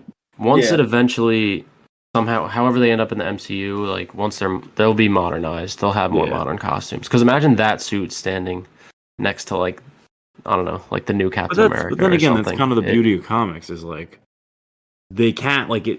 It's not supposed to make sense. I was like, he's wearing. Yeah. It would. Oh, and we also got some news about the animated Spider-Man show. We got a lot of animated news actually. So what is it? My Friendly Neighborhood Spider-Man, I believe it's called. Yeah. And we got a pretty big reveal. We got revealed that Coleman Domingo, from Invincible, and he's in a bunch of other animated stuff. But I don't think he's in. Sing. Yeah, he's in Sing Sing. He's gonna be in Euphoria. Oh no, I mean, I'm thinking. I'm an confusing him idiot. with- He is in Euphoria. I'm an Yeah, idiot. he plays, You're confusing him with Sterling with K. Brown. Sterling K. Brown. Yeah. But yeah, he got cast as Norman Osborn, which I think is amazing casting. I was really excited about that. Yeah, that's actually like that might be like the drawing point for a lot of people to watch this show because he's really talented and I can't wait. Like I could just picture him talking in normal sentences right now as Norman Osborn, but hearing him like talk as the Green Goblin and stuff is what's really exciting me. Mhm. Like he's gonna pull that off crazily. Yeah, I think he should play him in live action too. I would love that agree. too. Yeah. I'm not like the biggest fan of when they just do like race swapping for no reason or like when it's No, but I mean, in this specifically case, he's for... like when you get a talent like that. I don't mind race swapping at all. I just hate when there's so many better options like actor wise. Like I know. think Yeah. he could pull off the Green Goblin. Like I feel like he might be one of the only people that I think could go toe for toe with Willem Dafoe as the Green Goblin. No, exactly. I'm saying like he's such a great actor that it goes past what color of skin the character had in the comics. Like it doesn't matter. For sure. I feel like the people that like are that would complain about this like never actually have seen him in stuff. Yeah, because there's no way you've quick watched to like him point the finger and be like, Yeah. "Oh, they're making Green Goblin black." It's It's gone woke. Yeah, it's gone. Green woke. Goblin though in the comics does have the craziest waves. So Yeah, he does. he does. He has. He That's does. what I'm. Yeah. But imagine like Willem with the waves. That would be sick. that would be sick. I've seen like the edits of it. It's mad funny. I wonder if they would actually do that in the live action version. I feel like they would honestly. It has they the cast, like, a craziest black widow's actor. peak. I feel like that could be funny if like when Deadpool's in an MCU movie, Oh yeah. like he makes a joke about like him Yeah. not having waves. Yeah. But yeah, there was some other stuff about the show. They're like changing Spider-Man's origin a little bit. I didn't know Something that. weird. Yeah, Like how he gets bit. I didn't know that. How are they supposedly changing the it? spider like comes through a Doctor Strange portal while he's fighting. Who's fighting again? Venom. It's like Doctor Strange and Venom are fighting, go through a portal, and then like the spider comes with them and bites Peter Parker or something. Which I mean, I don't hate- mind like Venom fighting Doctor Strange. Like that's cool, but why can't they just make it like he just gets bit by a spider in his world? Like I guess they're trying to like not like hit us over the head with the origin story so many times, so maybe they want to put a twist on it. That's But fair. I just think anything Spider-Man now just benefits just jumping in on the character. Like no Yeah. one needs an explanation of what happens with Peter Parker and Spider-Man. Like everyone knows. I think it should just jump in right I agree. away. Like no origin stories for any superheroes now. Like I don't want any more origins. I feel like Ever. a lot of the newer ones now, like the Fantastic Four, isn't going to be an origin story. Yeah, because we've seen it. Like there was already 2 separate Fantastic Four franchises where they did the origin. So you And really also, don't like- think we're gonna see like the change happening to them? I mean, we might see a scene of it, but I don't. It's not going to be like a major plot point. Yeah, it's not gonna be like 40 Yeah. minutes of them. Also, like how they get their powers is kind of boring. It's just like they go into a Yeah, spaceship, that's space, get isn't it? radiation, that's it. Like it's not, Yeah. you know. I feel like they could just pick up on like right after it happened and like Yeah, I have a feeling it's going to be something like that. Yeah. It picks up Yeah. pretty quick after. But yeah, I don't know if there's anything else D23, but I think we should move it along a little bit. One more Unless- thing. Go I have ahead. one more thing. And we got a little bit of news about X-Men 97 season 2, which, man, I know you know I'm a huge fan of that. Yeah. They actually revealed some of the villains for the next season, and it's going to be. Well, we knew Apocalypse was teased at the end, but we also got confirmed Polaris and this other character named Warlock. And essentially, I didn't know what he was. So basically, the character Warlock is, so the X-Men have this thing called the Danger Room, which is a room that they train in. I mean, if you've seen the movies, it's that room where they all fight, and it makes it seem like they're fighting, but then when it ends, it's just like a big dome kind of. Yeah. So Warlock is when that technology becomes sentient, and Charles Xavier basically tortures and beats the crap out of this thing to get more knowledge about how to make the X-Men better.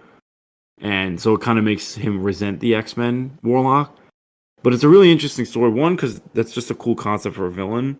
And two, this is one of the couple stories where like Charles is in the wrong in this. Yeah. Like, he's wrong for doing this, so it's kind of his fault. And That is a really interesting villain. I've never even heard of that before. Neither have I.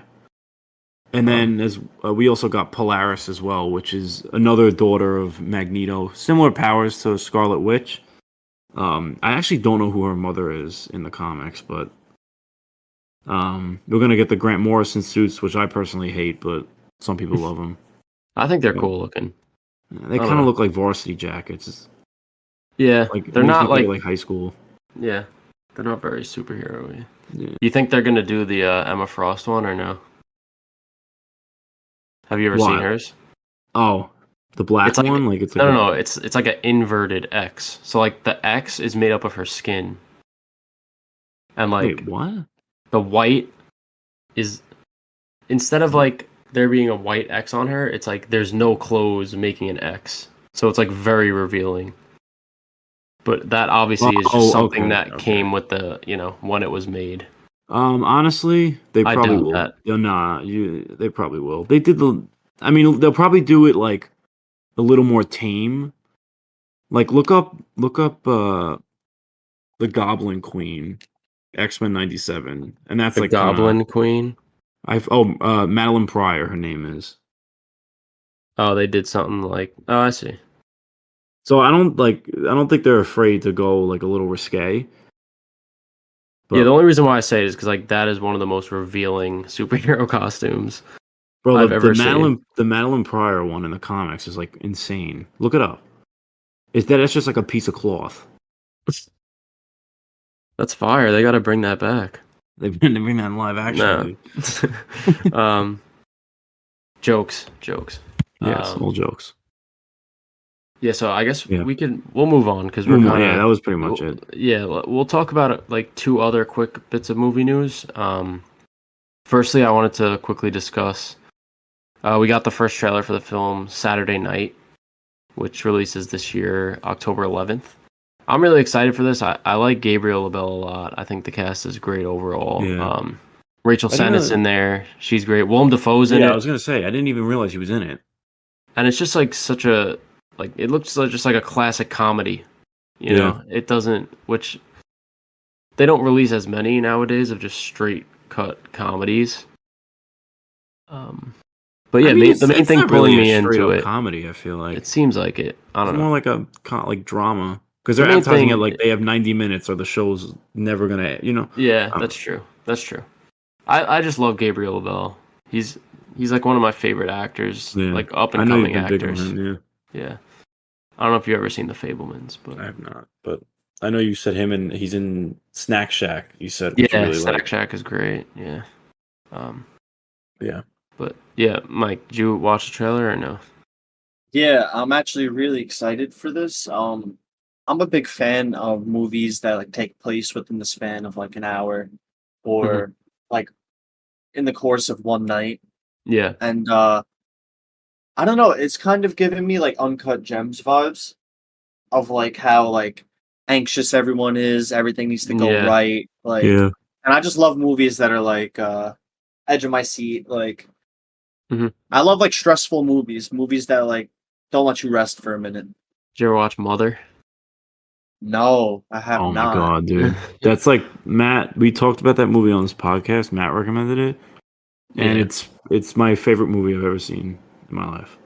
No, It's very like polarizing. I feel like people either really Yeah. love it or they hate it. maybe we got to do a basement movie night for that. Yeah. We should. Nah, that movie's insane. You would like it too Yeah. because it does get into Yeah. the like body horror at some points. Yeah. Yeah. No, I've seen about it, but honestly, I've steered clear of it until I was ready to watch it. So yeah, I don't know too much. So If you like Yeah. tension, feeling tense watching a movie, yeah, you'll love that.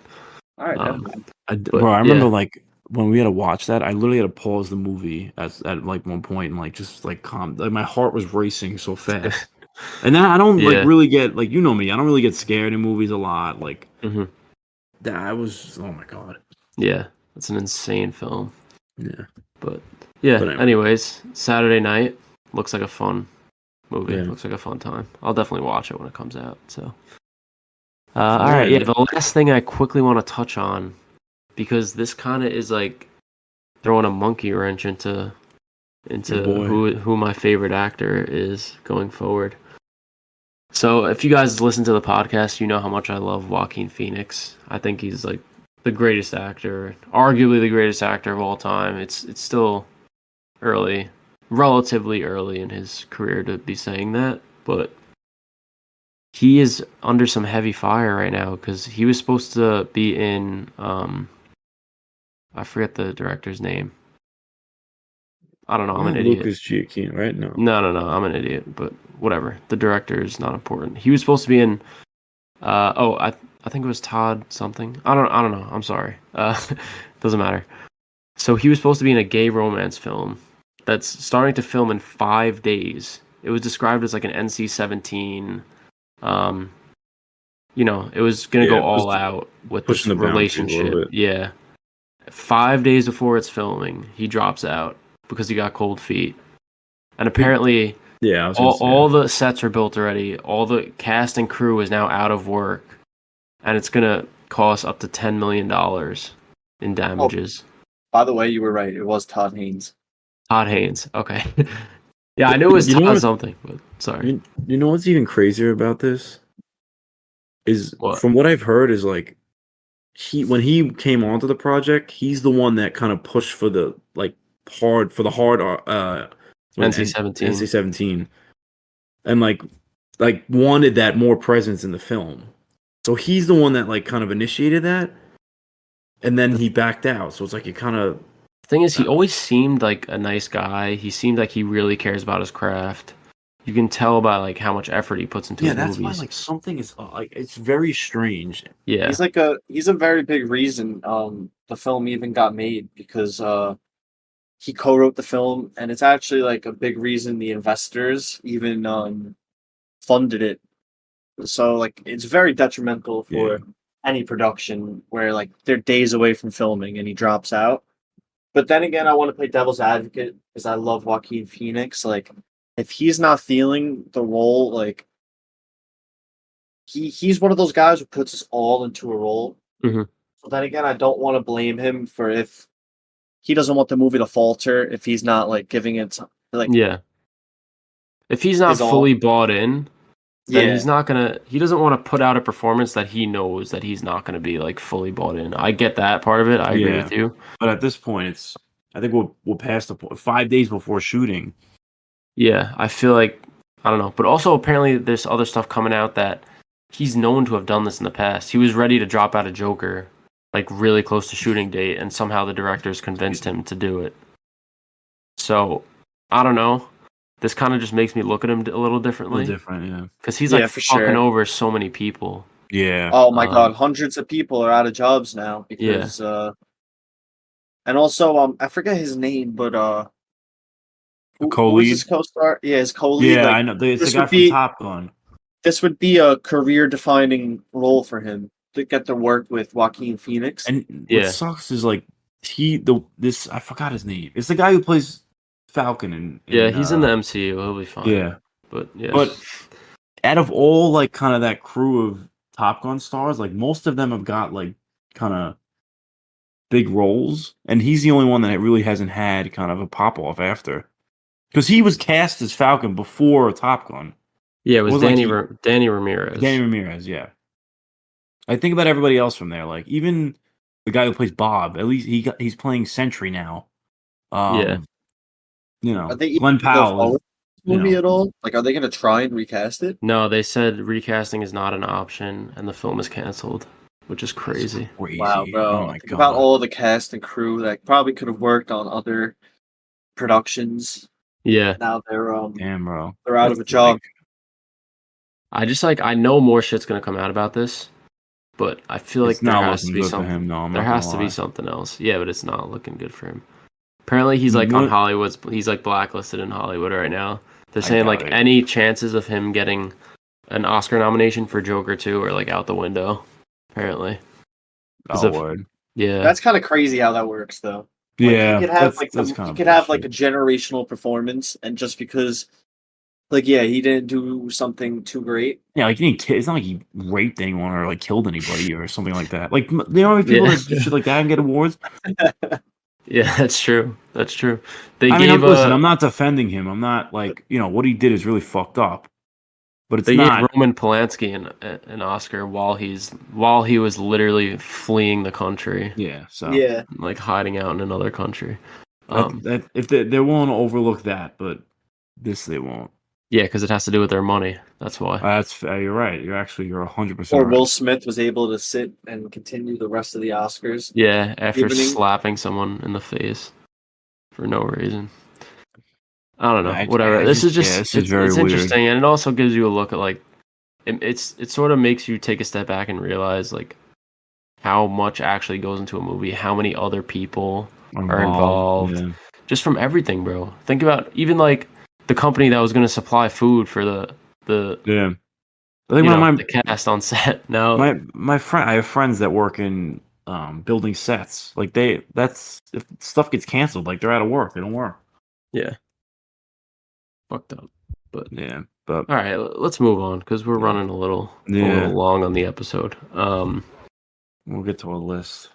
Yeah, so I'll start up the list. If you guys listened to the last episode, you know that the list I recommended was for us to talk about our top 10. I'll just say our top 10 favorite horror movies of the 2020s. Yeah. So, Yeah. right, it's currently, if you're listening to this in the future, it's currently 2024. So the past 4 years were the horror films. I'm really excited for this. I think we've gotten some great horror in the last 4 years. Oh, for sure. Yeah. So, and it was definitely hard for me to narrow down my list. But I'll get us started. So how we'll do this is I'll say my number 10, then Joe will say his number 10, Mike will say his number 10, and then we'll circle back to me for 9. And we'll just go like that. I feel like that'll be more fun rather than just me just listing my 10 straight off the bat. Well, definitely. Yeah. So yeah, I'll start things off. So number 10 for me, I have Scream from 2022, directed by Radio Silence. This is one of those legacy sequels. Well, it's like a sequel reboot kind of thing that's so popular in horror. And they brought back the original cast while also, giving some... Now we see them as sort of iconic actresses and actors in horror movies. I mean, like Melissa Barrera, Jenna Ortega, giving them and Mikey Madison, who we talked about earlier, giving them their opportunity to, be final girls while also bringing back the original cast. And I thought they did a great job with the film. I really loved it. So that's my 10. For me, number 10 is actually the first movie we ever reviewed on the podcast, The Black Phone, which was with White Hawkins, right? Ethan Hawke. Ethan Hawke. And I feel like he's really the only notable guy in it. But a really interesting concept for a movie. And I liked how kind of the ghosts helped the kid out at the end. But I really enjoyed it. Yeah, I really like that twist too. Yeah. I would say my top 10, my number 10 is Thanksgiving by Eli Roth. Yeah. It's a good one. Yeah. I really liked like kind of like a more old school feel to it. Like it felt like a Scream vibe, but definitely I would say more gory.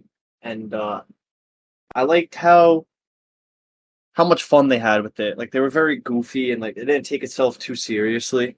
Like the opening scene in the supermarket, like I was laughing so hard during that scene.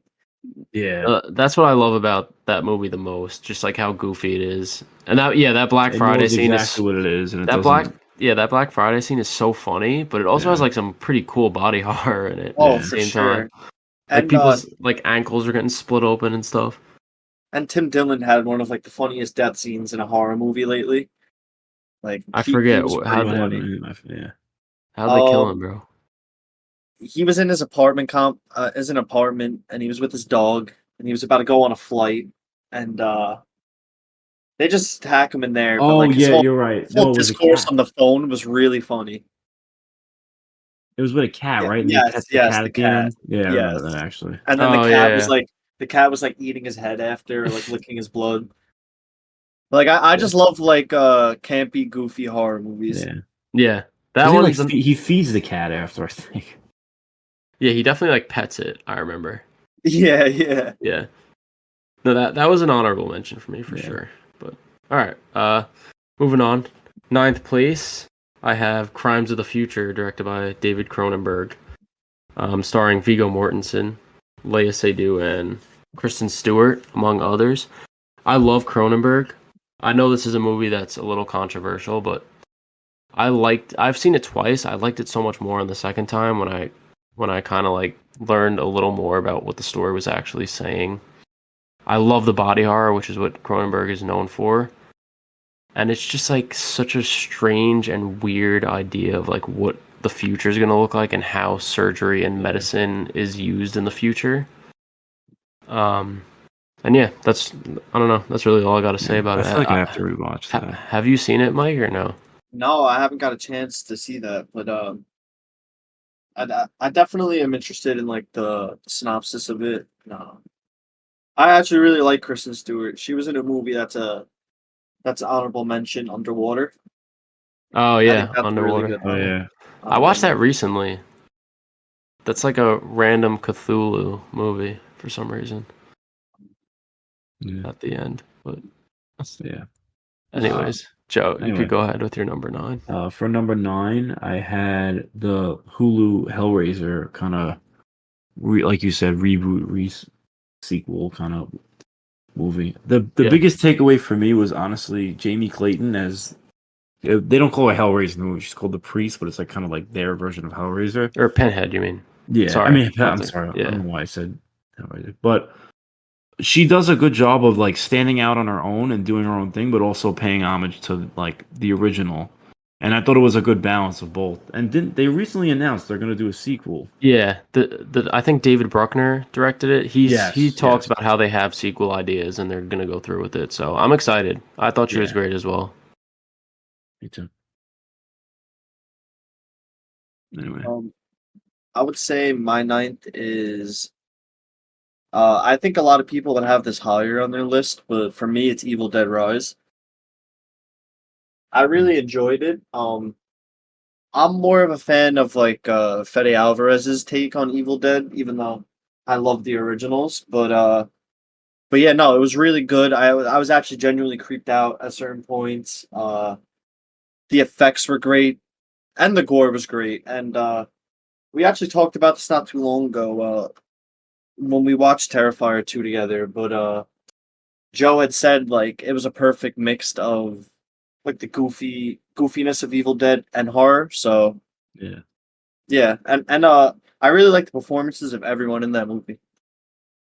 Yeah, no, that's a Yeah. great pick. But yeah, my number 8, I also got Evil Dead Rise. So I know it was your number 9, but yeah, you just talked about it a bit, but the main thing that I took away from this was like taking that Evil Dead concept and bringing it to a new setting. Because all the Yeah. other Evil Dead films, well, besides Army of Darkness, but that's like, that's like a whole other thing. They all take place in cabins in the woods, which is a Yeah. great setting for it. But seeing it sort of in this apartment complex, it was a fresh twist on the Oh, idea. for sure. And I like how, they're stuck because they can't take the stairs or the elevator down. They're literally stuck in their room with this deadite coming after them. Some great Yeah. performances there. I'm surprised we haven't heard much about like the follow up to this film, but Yeah. Yeah, No, talking actually, we about this, did. What are you talking about? we haven't heard like much about it. I mean, this came out 2023 or 2022. 2023. 23. All right, yeah. So I They guess it's now only they been a announced year. they're But doing two. One's with like a new this like French director. no, I know there's been movies announced and whatnot, and like they said they're doing it, but I just feel like we haven't heard enough about it by now, Fair. Yeah. But Just to touch well, on what you said again yeah, go ahead. about the setting, like how it was a fresh twist. I, I really like second that because it was also really cool to see like what was going on with like the other people living in the complex getting affected by these deadites, hmm and the atmosphere was just really creepy, especially when she's looking through the peephole. So, Yeah. yeah, Yeah. That I that really made like that. Yeah. I would like to see it in more locations going forward. Yeah, the peephole Yeah. made for like great shots of seeing it. Just made like it's creepy to get that fishbowl kind of view, and that Yeah. they're right outside the door. Yeah. So, all right, yeah, Joe, you could give your number 8. Number 8, I actually had Infinity Pool, directed by Brandon Cronenberg.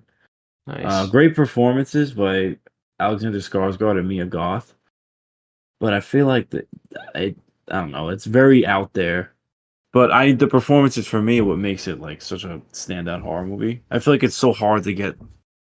I mean, like generally like very talented actors in movies like this. So to see Skarsgård and Mia Goth in it is like, I know Mia Mhm. Goth is always horror, but you know, Yeah, we saw that together, Joe, right? yeah, we That went to was like cool.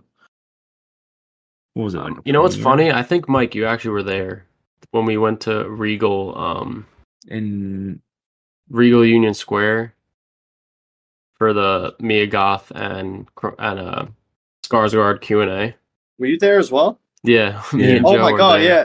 I was front row. Yeah, that was that You was got at front row just to like see the actors after. Oh yeah, I got front row to see Mia God. Of course. I was actually the first person to buy tickets to that Q&A. Really? Surprisingly. Like I'd seen Regal just posted it on their Instagram. It was early morning and I clicked on it and I was like, oh, I was like Q&A. I was like, let me buy the front. Yeah, it's funny because we didn't even know each other back then, really. Yeah, no, We we did happened to be not. there. But yeah, the Both only of you reason were why there? That's hysterical. yeah, the only reason why I know is because I saw you had like the thing they gave out, the Mia Goth, Yeah. like her screaming fathead. Oh yeah, I took So literally like maybe like 50 people left it behind and I took like that's over exaggeration. I like have like 20. 6 of those. Yeah, I have like Yeah. 6 of them That's funny. because I've given some away and such. Yeah. I got you. But yeah, that was Yes. great. That was great. Definitely to hear about more about the movie, like from the director and cast right after. I really like that. Yeah. All right. Yeah, you could go ahead with your number 7 then. Or no, My number number is it 8. 8? my Number 8. number 8. Sorry. Now you good. All right, so for my number 8, I have Nope by Jordan Peele, starring Kiki Palmer and Daniel Kaluuya. Um, I really like this movie. I know a lot of people it wasn't their favorite. Like a lot of people are divisive on this. Me. Um, but I would say like I know it's not too much of a horror movie, but like one scene genuinely gave me such a like a feeling I haven't had in so long, and it was just like a feeling like I'm actually like I was actually like afraid. I What's think I the know. I It was know the the scene scene you're where talking about. Yeah. it was the scene where they're getting sucked up into the yeah, aircraft. Like that such an claustrophobia. uncomfortable. Oh Yeah, yeah, everyone's screaming and stuff. It's like if you really envision yourself in that moment, like yeah. that was Just like genuinely horrifying for it's me. like desperation. There's Yeah. nothing they could do at that point. Yeah, and it's just like hearing everyone else screaming and stuff. It was just so haunting. Yeah, And yeah, that was definitely a highlight of the year for me. I mean yeah, of the 2020s for me. yeah. No, it's a great pick. I'm Yeah. one of the people that I don't think it's amazing, but I still like it. Very I fair. still, yeah. I know Yeah. it's very divisive, but It just gave me like an old summer blockbuster feel in a way. Like it yeah, kind of reminded me of Signs mixed with like you remember that movie Cowboys and Aliens? yeah, Like it yeah. just felt like a mixture of a like an old summer vibe. No, I got you. But all right, I'll say my number 7. So I have Long Legs, directed by Oz Perkins. It came out this year. Yeah. It's pretty hot right now. We talked about it, I think, last episode. No, the episode before, Joe. Yeah. But yeah, really loved most of the performances. Micah Monroe, to be particular. Nicolas Cage. I'm in the minority of people saying that he was overacting a little bit. I didn't fully buy his performance, but I really loved the atmosphere of the film, how it's sort of like set up similar to like Seven and Silence of the Lambs, where it follows this like case that has to be cracked with a serial killer. That's really what drove the movie for me.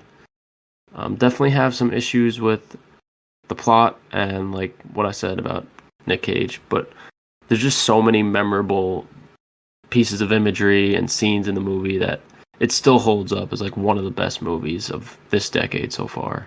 So, You know, or horror movies.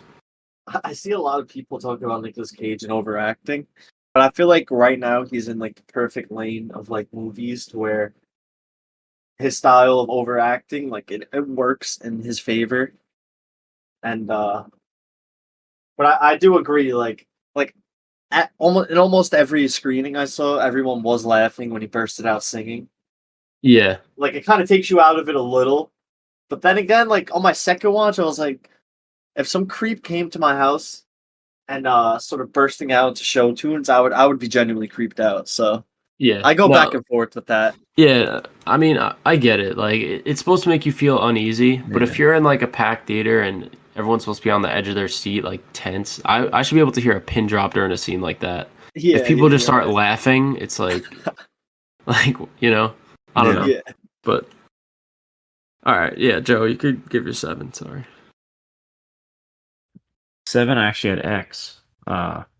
Directed by Nice. Ty West. I feel like this was such like a unique kind of.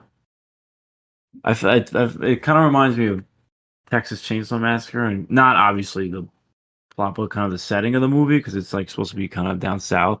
Yeah, and like And the year, the it's like in the year, 70s. Yeah, yeah, There's a lot of parallels between the two. yeah. But again, that was kind of Mia Goth's like breakout performance. That's where I first watched her in something, and a great cast. Jenna Ortega, right? Isn't it? yeah.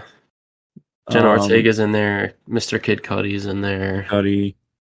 And I really like Martin Henderson, who played Wayne. I really found him funny. He's in like the movie. director guy, right? Yeah, he's the Yeah. he's like the showrunner. Yeah. He was good. Yeah. Well, And Cuck of the Year, RJ. Yeah. The major cock of the year Yeah. award. No, he actually literally got so tight that he just Yeah. dipped and then got murdered instantly. But but yeah. all right. He was crying in the shower loud so yeah, everyone could yeah. hear him. So my seventh would be Talk to Me from the Filippo brothers, if I'm not butchering their name. Mm-hmm. But Sounds right to me. but I really enjoyed this movie. I seen it at an early screening at an Alamo Draft House, and yeah, like they, the way that they emulated the way teenagers interact with each other was so realistic, and honestly, no one on screen seemed like they were acting. So I was very invested. It felt very realistic. Some scenes were extremely gory and made me cringe, which is kind of hard to do for me with horror, with the head slamming scene, you know. Yeah. Um, That was and brutal. also very haunting, like when they flash to I forget his name, but the brother who slams his face. They flash to him in like the afterlife, Mm-hmm. and he's just surrounded by all those people, like in pretty much hell. Yeah. I really liked that. I liked how effective it was with like just flashing it on the screen for like 2 seconds. And yeah, all the performances were great. Like Sophie Wilde was actually like, I think that was like, that could be one of the best performances of her career. Like going forward, like I don't Yeah. know what else Yeah. she has upcoming. I think she might be in the new Knives Out movie. But yeah, I really enjoyed Talk to Me. Yeah, that's one it's an honorable mention for me. I didn't like fully buy into the hype for that film, but there's a lot of great stuff in it. Like you mentioned, I love that sort of afterlife kind of thing that they go back to, where it's like all black, besides just the people that are there. Yeah. It's just a really cool way of showing it visually. Do you think that they benefit from coming out with the new one like they announced, or do you think it should have been left? No, I think this type of film lends itself to having spin-offs and other movies because it revolves around this prop really, which is the hand that anyone could use it. And they even Yeah. tease that, at the end of the movie, kind of like the last thing that happens is you see this other group of people seemingly on the other side of the world using it. Yeah. So Yeah, I it's think really cool. yeah, sorry, I didn't mean to not to cut you off, but I think if they do it in sort of an anthology style and don't connect the stories at all, I think that's a really cool idea and just show Yeah. like how different groups Yeah. of people, Well, honestly, there's a use way the to hand. connect it and not have it be like, and like Yeah, well, linger. I hope. Well, I just don't want to forget. I hope that they don't connect it. Honestly, just because like I hope it's not like the sequel's not like her trying to get out of the afterlife because she's trapped there. Like I hope it just goes in a Yeah. whole new oh direction. no, I totally. was thinking more the lines of like another group of people will get it, but she'd be the person to come and like haunt, like when they get kind of possessed. Yeah, they could do that. There's a lot of ways they can go with it, but I really like how like they could touch on like a lot of different themes in the movie because like you said, it's centered around this prop. Yeah. So this prop could just find its way into any like social circle that have their Yeah. own array of problems and trauma. Because like the Yeah. movie really focused on like the trauma of her losing her mother and stuff. So Yeah. I liked how there was more to the movie than just the hand. Like Mhm. it really got you invested in the characters. At least that for me. Yeah. I got you. But all right, let's move on to number 6 for me. I have from 2023 Saw X. I'm a huge fan of the Saw franchise, and it's really a hit or miss franchise, but with X, they kind of went back to their roots. It is a prequel, I believe, I don't know, I think it's, what is it, between 1 and 2, something like that. But, it's an excuse to get Tobin Bell back as Kramer, and you get Shawnee Smith back as Amanda Young. John Kramer is just such a great character, and Tobin Bell is the only one who could play him. I like how he's clearly, not that he's in the right, but like he gets completely fucked over in this movie. I love the plot point of like he thinks he's getting this cancer treatment, but they just completely screw him over. Yeah. It's like, how unlucky do you have to be that you like fuck over John Kramer? Yeah. I just found that part of the story kind of funny, and it leads to a good setup. Lots of great kills. There's some memorable traps in this. Like I really enjoyed the scene of the girl having to like cut her own leg off. That was really gruesome, Yeah. and I love that. Wasn't the biggest fan of like the kid and his involvement in it. But it was interesting to see John like go into his own trap. That's something that they Yeah. never did in any of the movies before. But yeah, not to ramble too long about it, but 6 is Saw X. Nice. So my 6 is definitely I don't know if any of you guys have seen this, but it's this movie that came out in 2021 called The Sadness. It's like a Taiwanese horror film about this kind of it's basically a zombie movie. There's a disease going around, like kind of infecting everybody.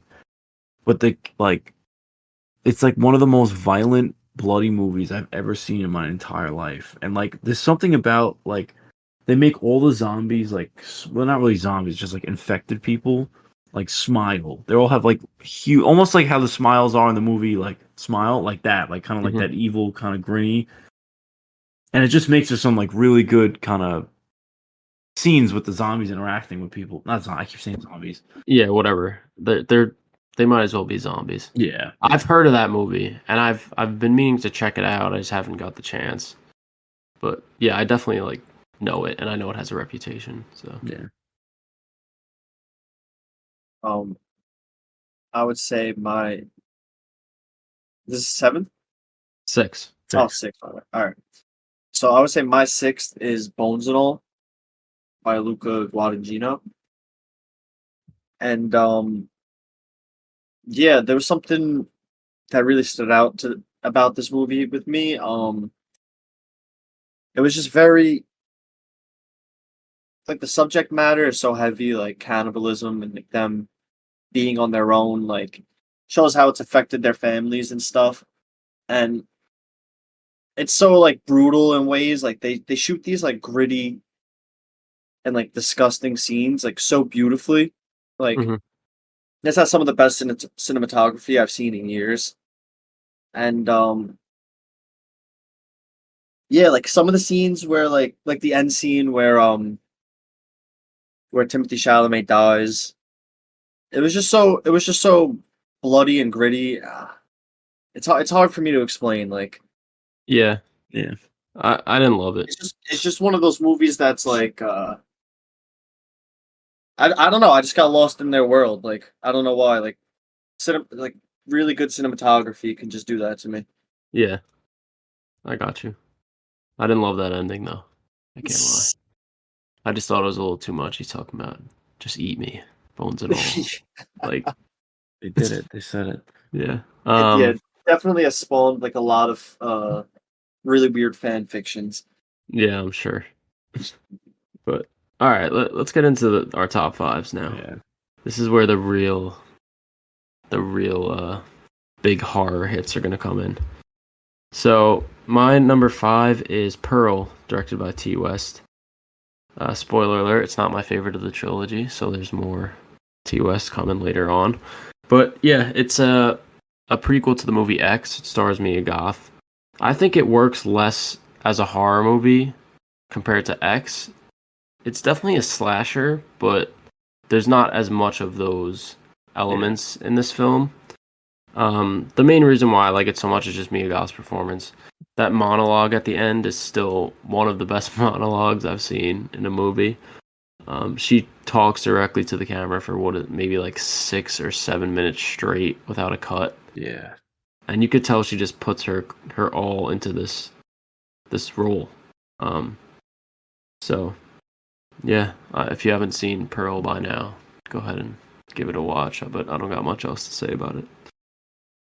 All right, so number 5 for me, I have Talk to Me, which obviously we just spoke about earlier, but I just love the concept of it's almost like a drug to the kids. Like they treat it like a drug. Like, some people use it like responsibly. I'm not saying to do drugs, obviously, but like some people like will know it's bad, but like will do it and then just like they're like, all right, I have to stop doing this. Like, and then you see obviously some characters become addicted to it, whether it be for like grieving for parents or something, but it was such an interesting concept for a horror movie and so unique. I agree. Yeah. I would say my number 5 is Infinity Pool. It was really one of my favorites of 2022, right? Yes. Yes. Yeah, I really went into it. I watched one trailer and I was like, all right, that's enough for me. I saw Mia Goth acting insane. And I love Alexander Skarsgård. He actually like gave my favorite performance in that movie, even though like I'm a huge Mia Goth fan. Um just some of the imagery was so like grotesque and absurd, like in those psychedelic montages. Yeah. It Yeah. just really like Cronenberg's known for body horror. So yeah, that was definitely my favorite of that's definitely my top 5. All right. So moving on to number 4, I've got Infinity Pool as well. You just spoke about it, but yeah, those performances are great. Brandon Cronenberg, son of David Cronenberg, so you know he's gonna Yeah. be keeping those those body horror elements. And it's a movie it's like exactly my type of movie. It's well made technically, but it's also just a really strange idea Yeah. for a film. I like the idea, like just to spoil the movie, they basically like kill themselves and have new bodies formed so they could do whatever the fuck they want, like commit crimes or whatever. Right? Am I wrong on that? No, you're right. Yeah. I've honestly forgot. It's I basically haven't like a seen it so long. loophole to where like those whatever country they're in is very strict. A lot of them have like the death penalty for almost like anything that you do out there. And so for like a certain amount of money, there's this loophole where you can get cloned and then you watch your clones get executed. Yeah, it's like It's basically just like a loophole to keep doing whatever you want. they get the death penalty, but it's like their clone, and then I knew it had something to do with they're able to get out of dying. I didn't know if I was messing up the plot in some way, but yeah, and it kind of shows like how Alexander Skarsgård's character gets like addicted to it almost, and he gets sucked into this world. He ends up like leaving his wife. There's this whole point in the plot where he can't find his passport, so they can't leave, but it turns out he actually hid it the whole time. And it's one final shot that I always like, it lingers in the back of my mind of him just sitting out there in the rain by himself. Yeah, me too. After all that, it's just like it was such a perfect ending to the movie. Yeah, But yeah, I'm excited to see what Brandon Cronenberg does next. Yeah. the touch on that, I really liked where like how like it showed that like I love how like they made him feel special and like he was like they were really like they really like admired him, but they never even read his book. Yeah. They do this to someone new every vacation, and I love like that bus ride back to the airport where everyone's just acting like oh, see you next year. Like they're just talking Yeah, like it's so nothing normal. even Yeah. happened, and he's just Yeah. shell shocked. It was I would say it's a dark comedy. Like it Yeah, was there's really good. definitely there's a lot of Yeah. comedic elements to it. Yeah. So, all right, Joe, what you got? So we're on 4. Yep. So for number 4, I actually had Nope, directed by Jordan Peele. Not the scariest movie in the world. However, as pointed out before that, there is a one specific scene that is very, very unsettling. But overall, like great performances on both, like from both leads, and even Steven Yeun is in it, right? Yeah, That's his name. Yeah. He had a great role as well. I really enjoyed it, and it was like a unique kind of alien design that we haven't seen. I feel like we don't really see a lot of like original alien designs. Jean Jacket. Jean Jacket, yeah. Yeah, and the twist of that movie is great. It's like the ship is the alien. Alien, It's yeah. such a crazy twist. It's just, yeah. Yeah, and a lot of people are divisive on like the Gordy incident. Like I really like that. Like I don't get what it was so hard for people to grasp about like the like the bad miracle. Like What's the? I'm a little. What's the? The monkey, Gordy. Oh. No, I enjoyed that. I thought that was really cool. yeah, a lot of people like rip on it though. They're like, oh, like that's what you got out of it. Like they were basically saying like, how did you get like a bad miracle out of that situation? Like a lot of people were just I feel like they were looking too deep into it, and Yeah. like purposely missing the point. Like I Yeah. know, I don't really take his opinion on anything, but Logan Paul like was getting like I remember that. was like ripping into the movie on Twitter. Like I was like, why is anyone even taking anything Logan Paul says seriously Yeah. about movies right now? Yeah. My number 4 is Pearl by Ty West and starring Mia Goth. I know Matt already talked about it, but like this movie was just like me, I'm a huge fan of one location movies. I know like they jumped around a little, but it was mainly on the farm. Uh I loved how like the gore was not as prominent as it was in its predecessor X. Um her performance was just insane. She like you said, the monologue was just one of the most Yeah. impressive things I've seen in the past decade of horror movies. Hmm. I really loved the scenes with like the parents, and it just shows how like dysfunctional and like twisted Pearl is. Um, and I really like David Cornswat's role. Like I liked the Oh yeah, he relationship was between him great. and Yeah. Pearl, and yeah, Ty West really killed it on that one, and Mia Goth was phenomenal. So that's my 4. All right, great. Moving into the top 3. Controversial one coming up. Film from this year. The First Omen is my number 3 pick. It is the scariest movie I've seen in the past few years. Top 3. That's a big spot. Yeah, no, it is. I was surprised, but when I was making my list, I was like, I kind of like this movie better than all these other ones that I've listed. So, That was definitely an honorable mention for me. yeah, Nell Tiger Free gave it fantastic performance. I'm really into the religious horror, so anytime that there's some sort of like Catholicism involved in the horror film and it plays into like the mythology, I'm always a big fan of that. But I just feel like this was a movie that like it had no right to be as good as it is. It's like a random prequel Yeah. to The Omen that just came out like however many years later. Yeah, not a lot of people were like expecting much of it. Yeah, as I and remember it coming out. it's so well made, surprisingly.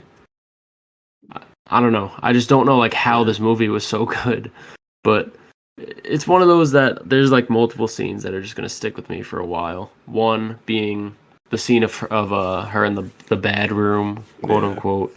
Oh my And god, then yeah, that was haunting.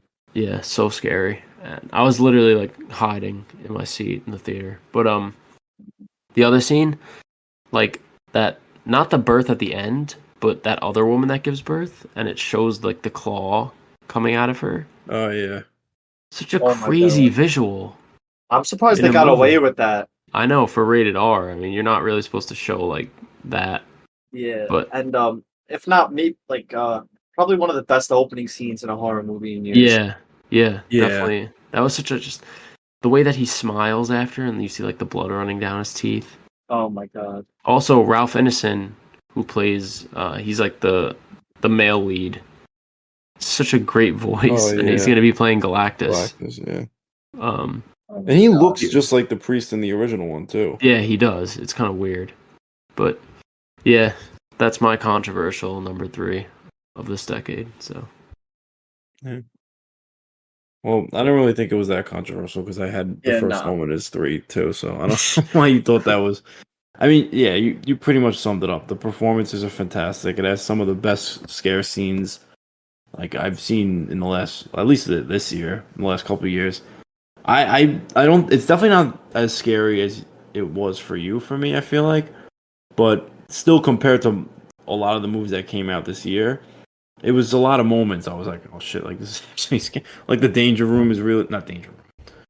The bad room. the bad room. The yeah. bad room scene is really like scary, and even like I love the. I always love when there's a big kind of creature. I mean, we don't get a good look at it, but there's like almost like a demon kind of thing shown at the end. Yeah, I'm always a it's sucker for those. it's like a wolf or something. I don't remember. Or maybe like a goat. I don't even remember. But Oh yeah, yeah, I think I agree with you. probably a goat. Yeah. So, But yeah, all right, Mike. At number three, I know it's came out recently, and I'll just say Long Legs. I really had a good time with this movie. Like I'll agree it's not the scariest movie, but it is still a horror. And I think like the phone call scene where when Lee's looking over all the evidence is just so chilling, and it's very it feels too real in a way. And I really like the sound design in that movie. Like the sound design was really fucking eerie, especially when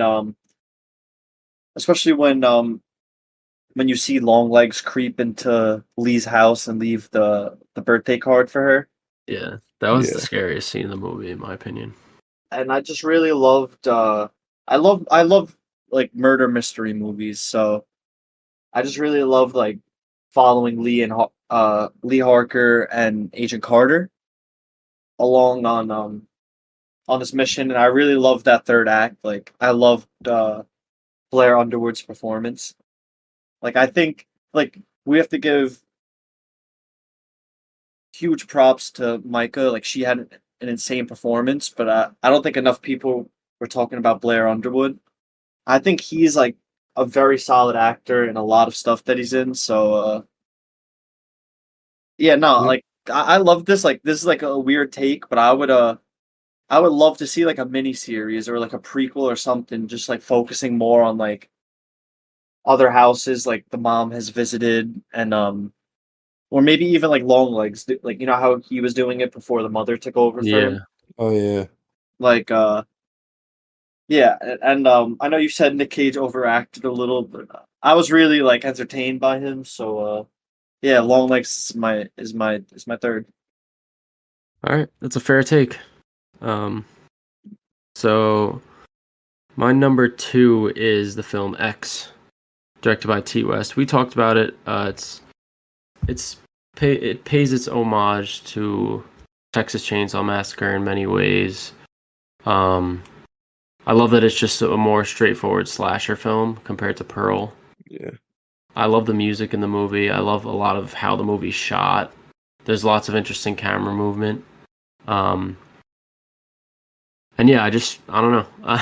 I feel like most people have talked this movie into the ground already. Like I don't know if I have Yeah. that much to add to it. Uh, besides that, I love it and it's awesome.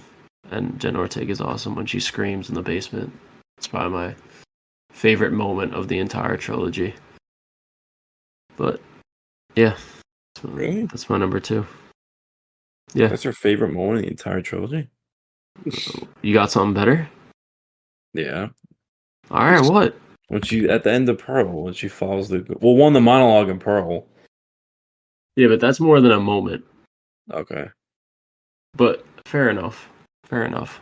I thought you meant like scene. I don't know why. No, I no, took no. it as You're like right. scene. You're right. I'm just being annoying. But Yeah, I'm trying to be different. It's okay. Anyway, I give you two. two. I have Evil Dead Rise. I mean, you guys know I'm a huge Evil Dead fan. It's probably my favorite horror franchise, and I love that in this one I feel like they nailed the balance of like comedy and horror. Like there really are some good like gory, scary scenes, but then there's also funny scenes with like the demon kind of like kicking around the guy's head and popping his eyeball out and stuff.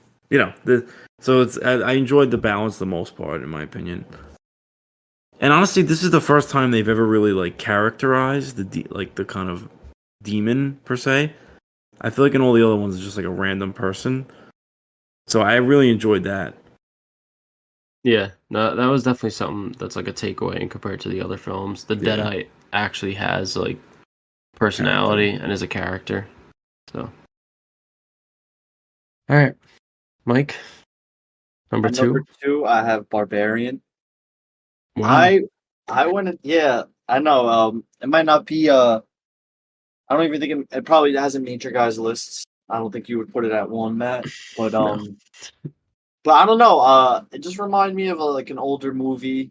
I really liked like the practical effects with the creature at the end, and I loved the twist that it took. I wish that Bill Skarsgård was in it for a little longer because I really enjoy him in horror. But when it switched up to Justin Long, like I don't know why I laughed so hard. It was just so unexpected, and yeah, the ending was so goofy, like at the top of like the water tower or whatever they're on. But it was just such a fun theater watch for me, and it was one of those movies I actually saw it twice in theaters because then I went by myself. I think maybe the Thursday night it opened, and I like was so amused by it. I was like, all right, this is a great movie to bring people to. So then I took my girlfriend and my little brother, and yeah, I don't know. It just reminded me of like a really fun old school horror movie. I loved the set pieces. I loved like seeing that like the monster's room and stuff. Mhm. Like it was just really cool imagery and I think pretty solid performances from everyone all around. Yeah.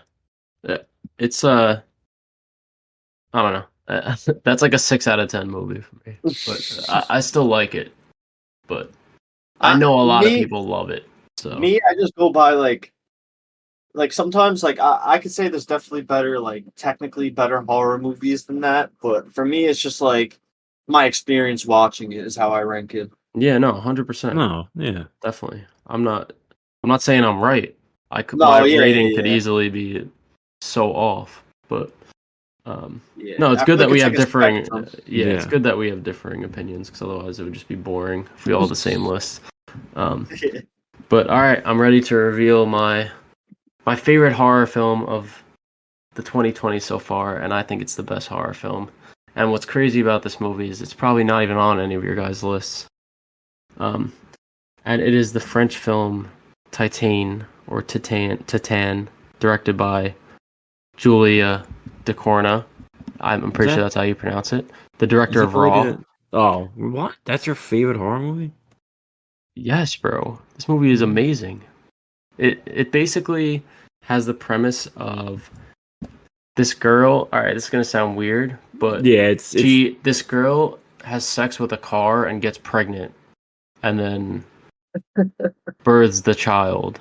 But there's these other elements in the film, and it's like mainly just an insane body horror. I don't know if you've seen Raw, Mike, or no. No, I have not seen Raw or Raw. Titan. Raw's good too. She is one of my favorite directors working, and she only has 2 films. And this is just such a visceral experience of a movie. It's one that grew on me compared to like when the first time that I watched it.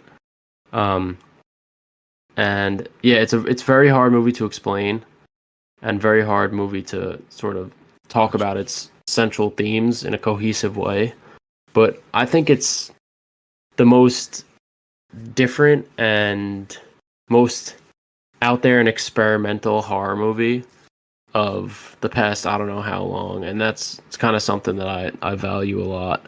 I definitely would recommend you guys watching it, and Mike, you should watch Raw first. That Raw is better than this movie, but this is still I heard good things about this movie. I just didn't think you liked it that much. Damn. yeah. I don't know. Like I said, it's a I'll weird definitely one. check it out. I It's a loved weird Raw one. though. Raw was sick. Yeah, no, bro. If you like Raw, you'll like this. And I don't have like this crazy stuff to say about it. It impacted me so much just watching it, and I kind of just Yeah. people just watch it. It's one of those things that you just have to see. Because think about like how I explained the film. A woman Yeah, has sex no. with a car. Car. Like that sounds obviously insane. But that's But- what cinema's for. Wacky No, yeah, ideas like absolutely. that. Your description of it makes me want to go watch it after this. Yeah, it's crazy, and there's some really crazy body horror in it.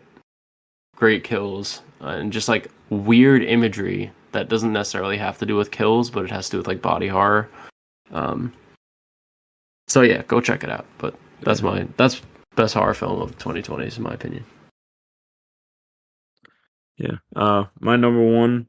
I mean, everyone stated it already, but Pearl is actually my favorite horror movie from so far out of the 2020s. But for me, it's just I think Mia Goth's performance is like phenomenal, like just honestly Oscar worthy in my opinion. Oh, for sure. And it's a shame that like the Academy obviously doesn't really look at horror movies that way.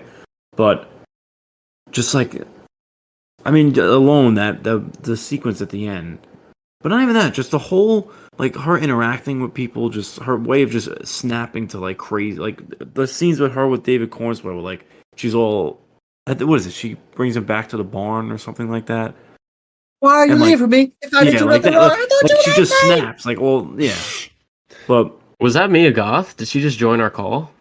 I think she low key just joined and then left real quick. yeah, Yeah, that's a fair choice, honestly. I know that's a lot of people's favorite of this Yeah. decade. So I love like Pearl the character. I really love. fair enough. What you got, Mike? I can't agree with you more. So you already touched on it, but I like it was named the I think it was named the slasher of the decade, but I don't think it's like any surprise if like you know anything about me. But X is my number one. Um, Mm-hmm. Seeing this movie in theaters, I literally I turned to my girlfriend at a point and I was like it was right after Pearl kills RJ in the headlights and Don't Fear the Reaper plays.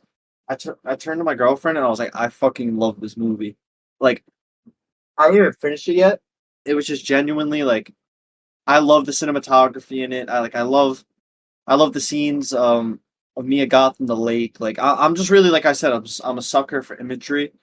But also the gore in this movie, like I say there was a decent amount, but it wasn't too over the top. And when it was on the screen, it was effective. Yeah, Like I think every piece of gore in this movie is so like cringeworthy, but in a good way. Like um I think back to Wait, Jenna Ortega's hand. That's oof, one that I think yeah, the back to a crowbar lot. to the Yeah. finger. So Yeah. brutal. Wayne stepping on the nail in the farm. Doesn't someone get killed by an alligator? Or am I losing my mind? Yeah. Brittany Snow, Bobby Lynn, she gets eaten by an alligator. But yeah, I A just lot of loved creative like kills too. oh for sure. And I just loved the like the thought and care put into it because they had started writing Pearl while on set for X. Oh So yeah, there's so many little callbacks. Like Jenna Ortega walks past Pearl's father's wheelchair in the basement. Um, they mention a Bohemian, and David Cornswat played a Bohemian. Like there's just so many little yeah, callbacks, and I loved like usually I'm not a big fan when movies have a random musical act, but Bobby Lynn was singing "Landslide" is one of my favorite scenes in a horror movie, and it shows Pearl like brushing her hair, getting herself ready for bed. She's just looking depressed because she's old, and like with the context of Pearl, like I think X yeah, becomes like a million times better. And yeah. yeah, I think it's just like the definition, like textbook definition of a perfect slasher. Yeah. All You right. can't. You Yeah. can't. I mean, I can't argue with X. It is very good. No, that was my number two. So I'm right there with you. I love X. Yeah, we had a lot of But similar like one-offs. Like yeah. No, I knew my number one was gonna like be a really out there one that you guys wouldn't have. It's not even like a traditional horror, but Yeah, no, that's why I was confused. Like I heard of it before, but I didn't even realize it was. I mean, Raw is kind. I guess technically it is horror, but it's not like scary. yeah, but dude, Raw. Raw is definitely horror, bro. Pearl's If not Bones, scary either. yeah, Pearl's not scary at all. Yeah, but like people get murdered. I mean, yeah, I guess. But yeah, we were talking about before like movies that maybe made us queasy or something. Like Raw has a scene in it that like also almost made me throw up because of how realistic it looked, and just like Scene? her. I don't want to like spoil it. Oh, I hold don't on. want I'll to just spoil look it it. up. Or how you gonna know? How you gonna look up what scene I'm talking about? Look up graphic scene. But all right, whatever. That was actually really fun. I Is it like the scene like with the guy? no, bro. When they're in Whatever. It doesn't matter. Alright. let's just move on. We're running long this episode. Yeah, I know. But yeah, no, I really enjoyed doing that list. I thought that was a pretty good idea. Yeah, it was a lot of That was fun. very fun. Yeah. It was my idea, by the way, so that's why it was a good idea. But all right, yeah, so like I said, horror themed episode. We'll talk about our last film of the day, which is a horror film, obviously, that Joe recommended last week, and it is the film Terrifier 2. So just before we get things started on the film, I'll give a little brief synopsis from Letterboxd. After being resurrected by a sinister entity, Art the Clown returns to Miles County, where he must hunt down and destroy a teenage girl and her younger brother on Halloween night. As the body count rises, the siblings fight to stay alive while uncovering the true nature of Art's evil intent. So, Terrifier was a film that released probably a couple years before this off a minuscule budget, but it got just enough popularity to cause Terrifier 2 to be made. And with the $250,000 budget, it made over $10 million. So Terrifier 2 and Art the Clown just became almost household names, which is great to see from like independent horror. I think that this movie is a huge step up from the first. Oh, I don't know. I don't know how Absolutely. recently you guys have watched the first, but I was watching it recently before we did that rewatch together, but yeah, a million times better than the first. I watched it. Yeah, I watched it in preparation. I think it held up a little better than I remembered, just because now I'm like familiarized with Art and I like his style and I like how he kills and his personality. One thing that I was talking about with this film and with Art in general is he's such a great slasher because he's like a mix. Art the Clown is basically like Freddy Krueger, Jason, and Pennywise mixed together. And the fact that he has the personality of Freddy in terms of, you know, how he gets humor out of doing this. But he also doesn't say a word like Jason. He's a silent killer. And he's got the look of Pennywise, the clown. So he's got the best of all those three villains. Which is why he kind of stuck around. It's so hard to, and this is something I think we talked about, Joe, last episode when we were breaking down the trailer for Terrifier 3. It's so hard to come up with an original slasher icon. So many people try to do it and just nothing really sticks. Yeah. So the fact that you can buy Art the Clown bobbleheads, you can buy giant Art the Funko Clown, Pops. yeah, Funko Pops or giant Art the Clown statues from Spirit Halloween. It's just like great to see that, you know, there's a non-studio backed creator making a horror film that has blown up to this level. So, and I'm sure it's only gonna grow now with 3. Yeah. Yeah. It's gonna be huge, bro. Yeah. For sure. But yeah, I kind of just hog that beginning part if anyone else wants to talk.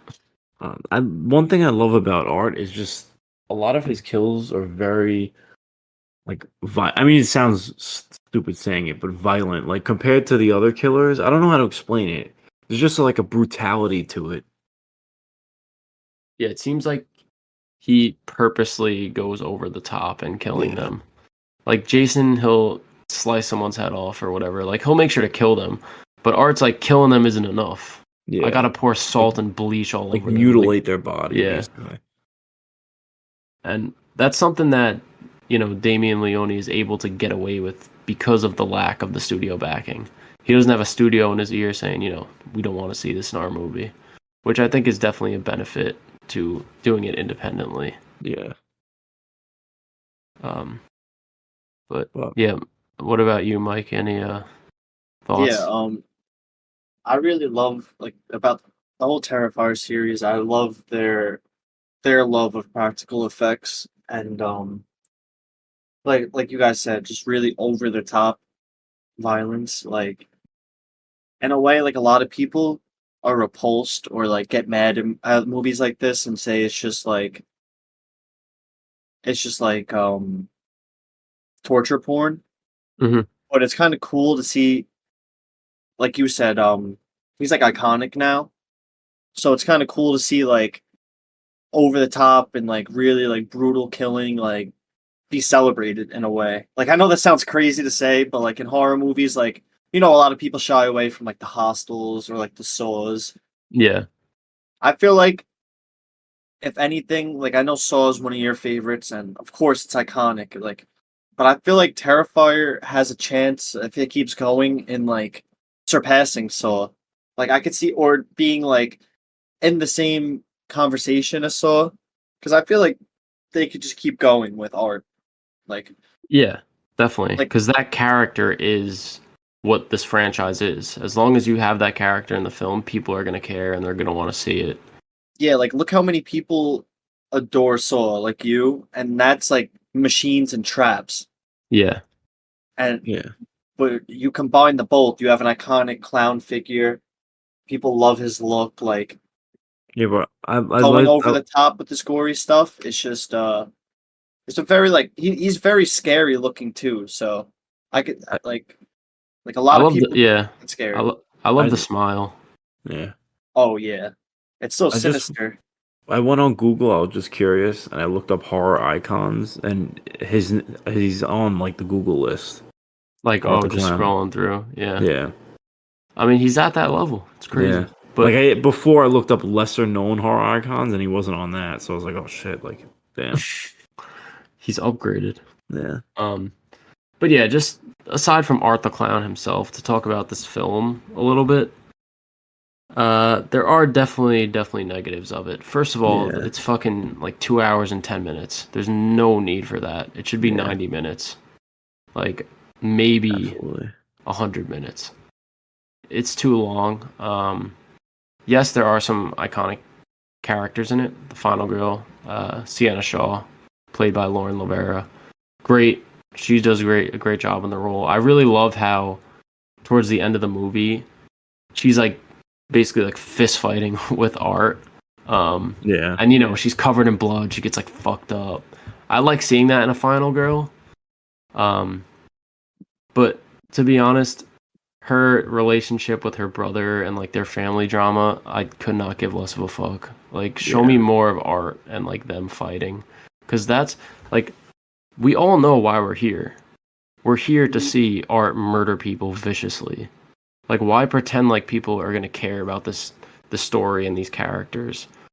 I don't know.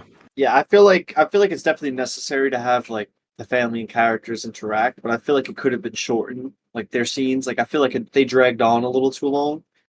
But Yeah, I remember when we were watching, we all we were impressed with Elliot Fulham's performance while he's getting like attacked by Art. Like it was really realistic. Like I feel like he conveys like fear very well and like pain at the end. So I liked his performance in that. But yeah, he was great. They were good. Like, I can't complain about the acting. It was pretty good. Besides the mother, she wasn't that great.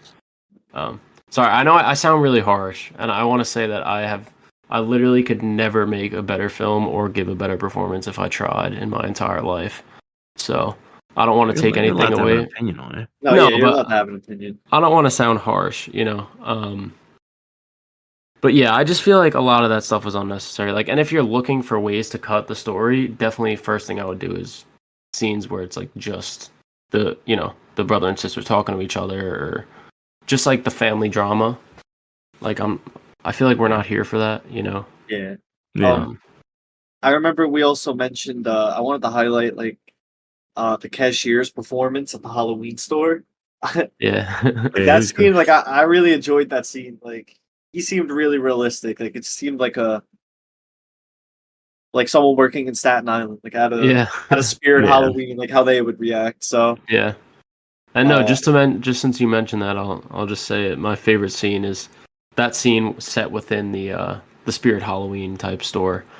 There's a lot of iconic imagery in that scene, especially the Art wearing the sunglasses. They yeah. have like all merch of that now. It's a scene that shows off kind of his personality, and also it has a great kill when he kills the cashier. Oh, That for shot sure. of him chopping his neck and like Oof, his eyes I are twitching cringed. and stuff.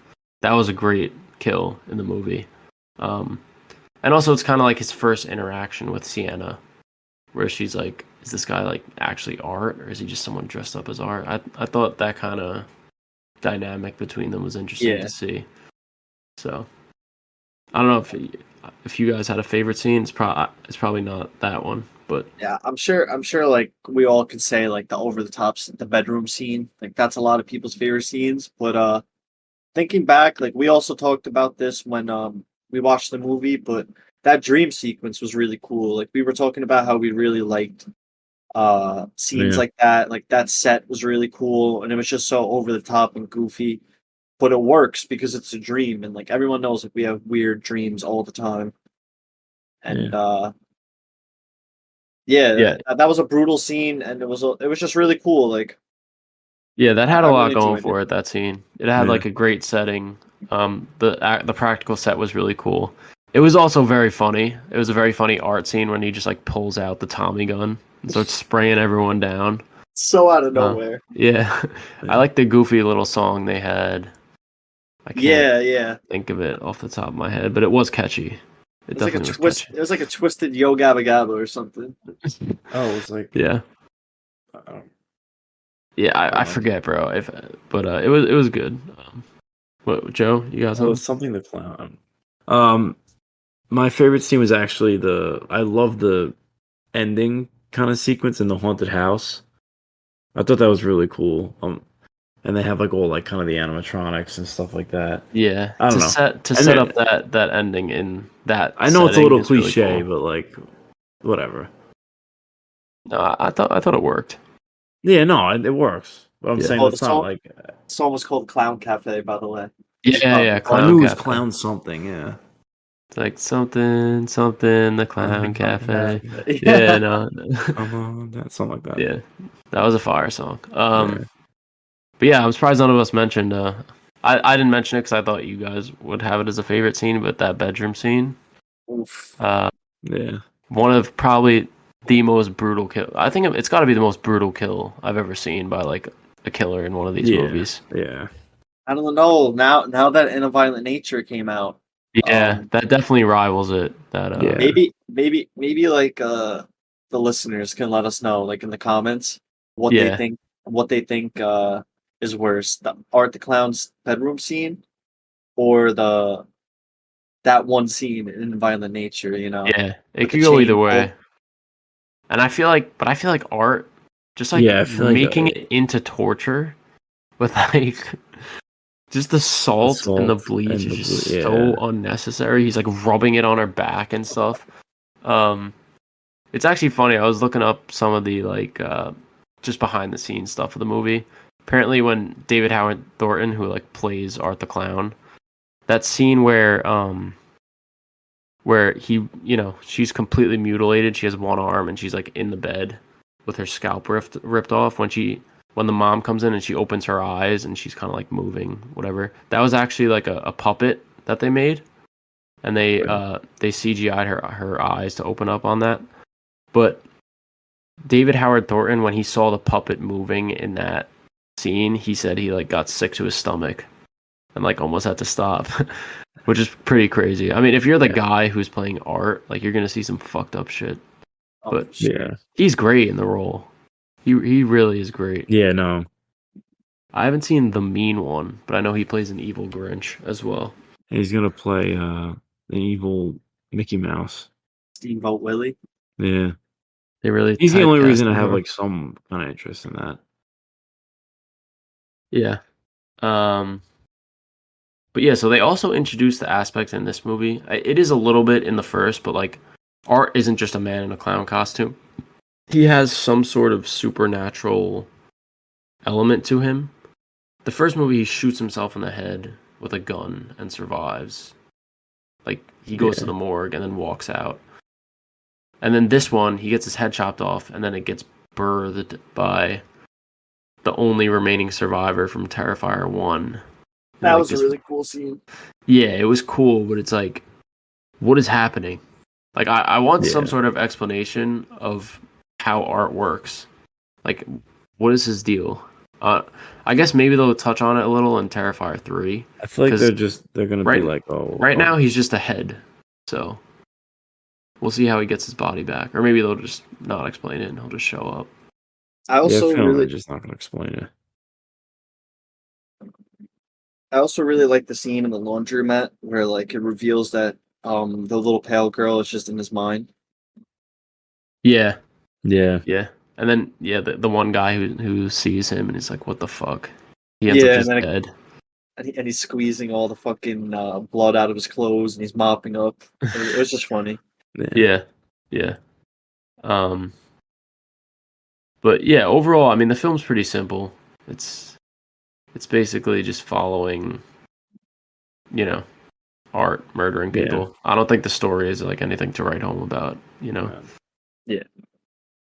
It's really just a vehicle to show these brutal murders, which is why like one of the complaints that I keep going back to is just like the runtime. It's too long.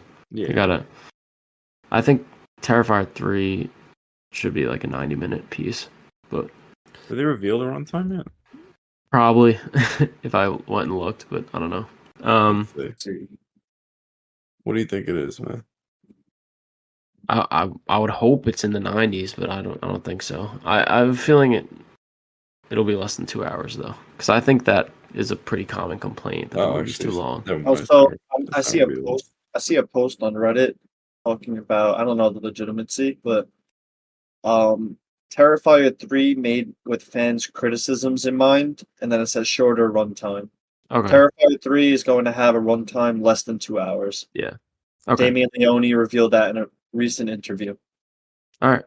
That's good. Good that they're listening to the fans, because I know, Definitely. I couldn't have been the only one that They're had that very thought. they're a very fan pleasing team. Like they really care about their fans. Like you Yeah. could see it. Like you could tell that they want to put out the best product for their Yeah. fans. Like they really love this, which is like what is makes like such a gory and gruesome movie so like endearing because like you really see like the team behind it and how much they love what they do. It makes you Yeah. want to support the movie even more. Yeah, definitely. Yeah. No, I actually have a question for you, Mike, though. Now, like being a filmmaker and doing this on such a low budget and seeing sort of like the horror community, like what is seeing how Terrifier has become so popular? Like, how does that kind of make you feel about your project and the future?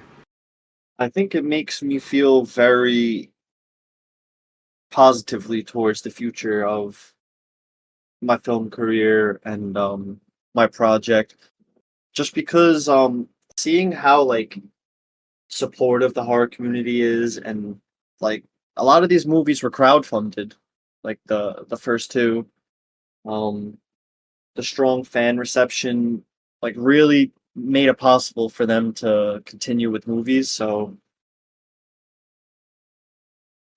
yeah no they're really like a big inspiration especially them being from Staten Island most of them Yeah. from Staten Island. It really makes you feel like anything's obtainable. Like, look at like what they do on such a small budget, and he's been doing this for a long time. I forget when All Hallows Eve came out, but that was our first look at Art the Clown, and he really just kept perfecting his craft. Like, Art the Clown wasn't made into an icon in one night, so Yeah. it just shows. Yeah. They just show with with a lot of hard work and dedication and with a good core audience to support, like anything is possible. Yeah, and to touch Yeah. on something you said, like such a brutal subject matter and just like the horror community in general, but it just seems like so wholesome in a way. Like seeing the behind the scenes of everything and how supportive like Yeah. people are in the horror community on early career like creators and people that are just wanting to get their film out. It is pretty crazy like the positive support in the community. Yeah, like people are literally dressing their like infants in Art the Clown like onesies and stuff. Yeah. Like Yeah. they really just show go for it. Like just work hard and go for it. Yeah. Um but all right. I don't know if we could give our favorite characters. Easy. Gotta be Art. Yeah. For Terrifier 2, I'm gonna go with the cashier. He made me chuckle hard, and Yeah. This is funny because I Yeah. feel like Art the Clown is just a given. Yeah, no, you're Yeah. right. It's a lazy choice, but I have to. I have agree. I to. gotta go with Art too. I feel like how can you not? He just Yeah. I also kind of hope in the third one that I forget her name, but the deformed face girl. I hope Yeah. she gets like some cool kills in the movie as well, and it's not just art. Yeah, She's in the trailer too. Yeah. yeah, I and feel like like she they're was one kinda of the hinting first at pictures that. to leak. Yeah. So She has a really creepy design, so I'm excited to see that. Yeah. yeah, That her and Art on the scene together would actually be crazy. yeah, them like double teaming someone. Um, Oh. double teaming, murdering them, I should say. Yeah. Yeah. Anyways, I guess unless you guys want to add anything, it is like I said, it's like a simple movie. Yeah. It's not really. Yeah, no. We could get to ratings. So Terrifier 2, I gave it 3.5 stars or 7 out of 10. May seem a bit high, especially after I gave Cuckoo a 3 star, but I feel like this film kind of knows exactly what it is. It gives us what we want. Yes, there's a little bit too much of the dialogue and exploring, this family drama that I wasn't the biggest fan of, but giving us these graphic and memorable kills while also propping up Art as one of the most iconic slasher villains of today's era. It does exactly that, and I love the film for that. So I'll give it a 7 out of 10. I'm right there with you. So, Yeah. all right, yeah, no, go ahead. You gave it a 7 as well, Mike. Yes, sir. Yeah, you hit it on the head. I think it's only up from here. I feel like every movie they're just gonna get better and better. So yeah, if they're listening to fans and going with the shorter runtime, I really think it'll benefit the next one a lot. And I feel like my score for the next one will be higher. What'd you think, Joe? I gave it a 6 out of 10, so 3 out of 5. Boo. Yeah, no. Okay. I know, I gotta be different. I mean, you summed it up pretty much. Like, I'm there for the kills. The kills are great. It is the Yeah. runtime is what really like is the biggest complaint with the movie. I could, all the plot stuff is whatever. I'm not really there for that. Like, it's more just about, Art kind of fucking people up. Yeah. To be frank. Yep. No, it's true. I mean, there's not much like analysis to really do Yeah. here. I'm sure there's little Easter eggs to. Yeah, no. This know. isn't trying to like discredit the movie or anything like that. Yeah, but all right. So we're making our way towards the end of the episode. It's been a long one, Yeah. but we do have, before we wrap up, our Q&A segment of the episode. So we're gonna go to a couple fan asked questions. So I know, Mike, you got some. I'll give like one or two that I got first, but there'll be questions for all of us. So Sure. let's see. So here's a question from Fickleus Cage on Twitter. Thanks for the question. He asks, just wanted to know everyone's favorite movie of the year, as well as the most disappointing one you've seen all year. I could just quickly say my two. Favorite film of the year is Dune Part 2. Talked about it a bunch on the podcast. Denis Villeneuve, best director working today. Most disappointing movie, I hate to say it, but it's probably Maxine. Not that it's terrible, it's still good, but I was expecting it to be fantastic, and it ended up just being good. So I don't know who wants to answer next, but I can go. Favorite is obviously Dune 2. I feel like that it's just, it's a nearly given. perfect. Yeah, But biggest disappointment, honestly, it might be Trap. I thought Trap would look like. Maybe it's because I haven't watched a lot of M Night stuff, but I was pretty excited going in, and I was quite disappointed when Lady Raven was at the guy's house. Fair enough. So yeah, I could say Dune, but to switch it up a little, I would probably say like I'll give one horror. I'll cheat a little. Give one horror and one non-horror.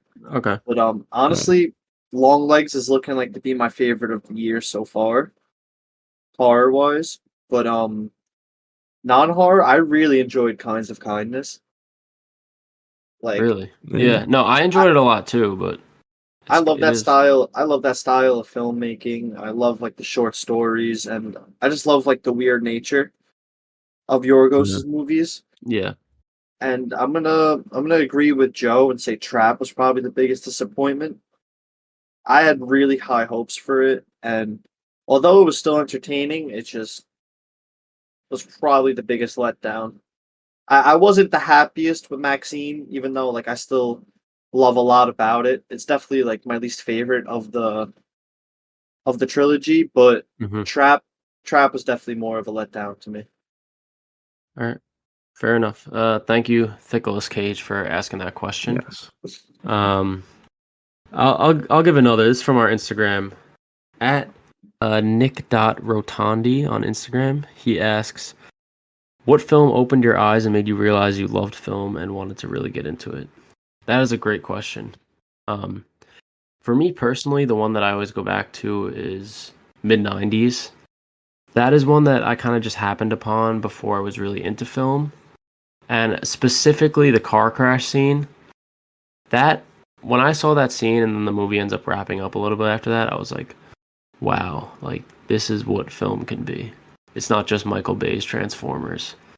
Like, and I just really developed a love for film after that. Another one that early on into watching film was Black Swan, seeing how great of a performance Natalie put on. One of Natalie Portman, I say Natalie like she's a friend.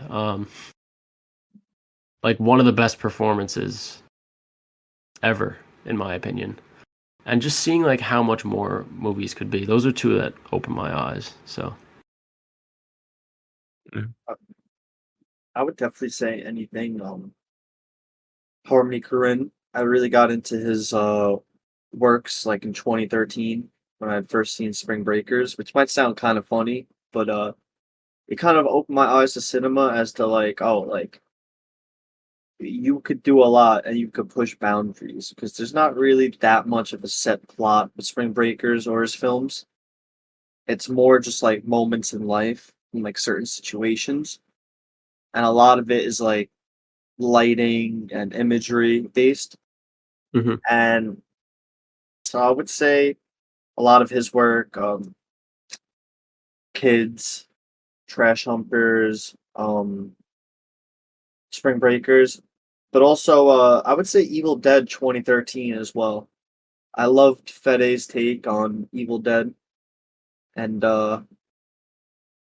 yeah, it just got me really into like the gory side of horror and stuff, and being interested in effects, and that was one of the first movies I really started geeking out over like the behind the scenes of and like researching. yeah, So you yeah, got to be that, hyped for Alien then. oh my god, yeah, that's literally that's probably like since I had seen Maxine already, that was probably like my most anticipated of this year. I already have the first 3 screenings booked. Respect. All right, Joe, you got an answer for this? This is gonna sound a little weird, but I honestly didn't really get much into movies until like the last like maybe what 3 years, 3 4 years. Really, since we like a little bit before we started the podcast, I'd Yeah. say. So before then, my only time of going to the movies is really like Marvel. So anytime I've experienced stuff with that is more just me wanting to see more Marvel. So I didn't really want to count that. But the first movie is actually The Northman, which we reviewed on the podcast. And I just remember that being like such an epic film, like just the scale of everything, and like I was just so invested in the characters. I was like, wow, like this is what a really good movie is like. Yeah, It was a great movie. Yeah. awesome movie. I've been wait. I actually have that on 4K, and I've just Yeah, been waiting I to need to crack it rewatch, open, dude. rewatch it. Yeah. But all right, thanks for the question. Mike, I think you have some on Twitter, right? I don't know if you want to read some of those. Oh yeah, I'll do one or two. right.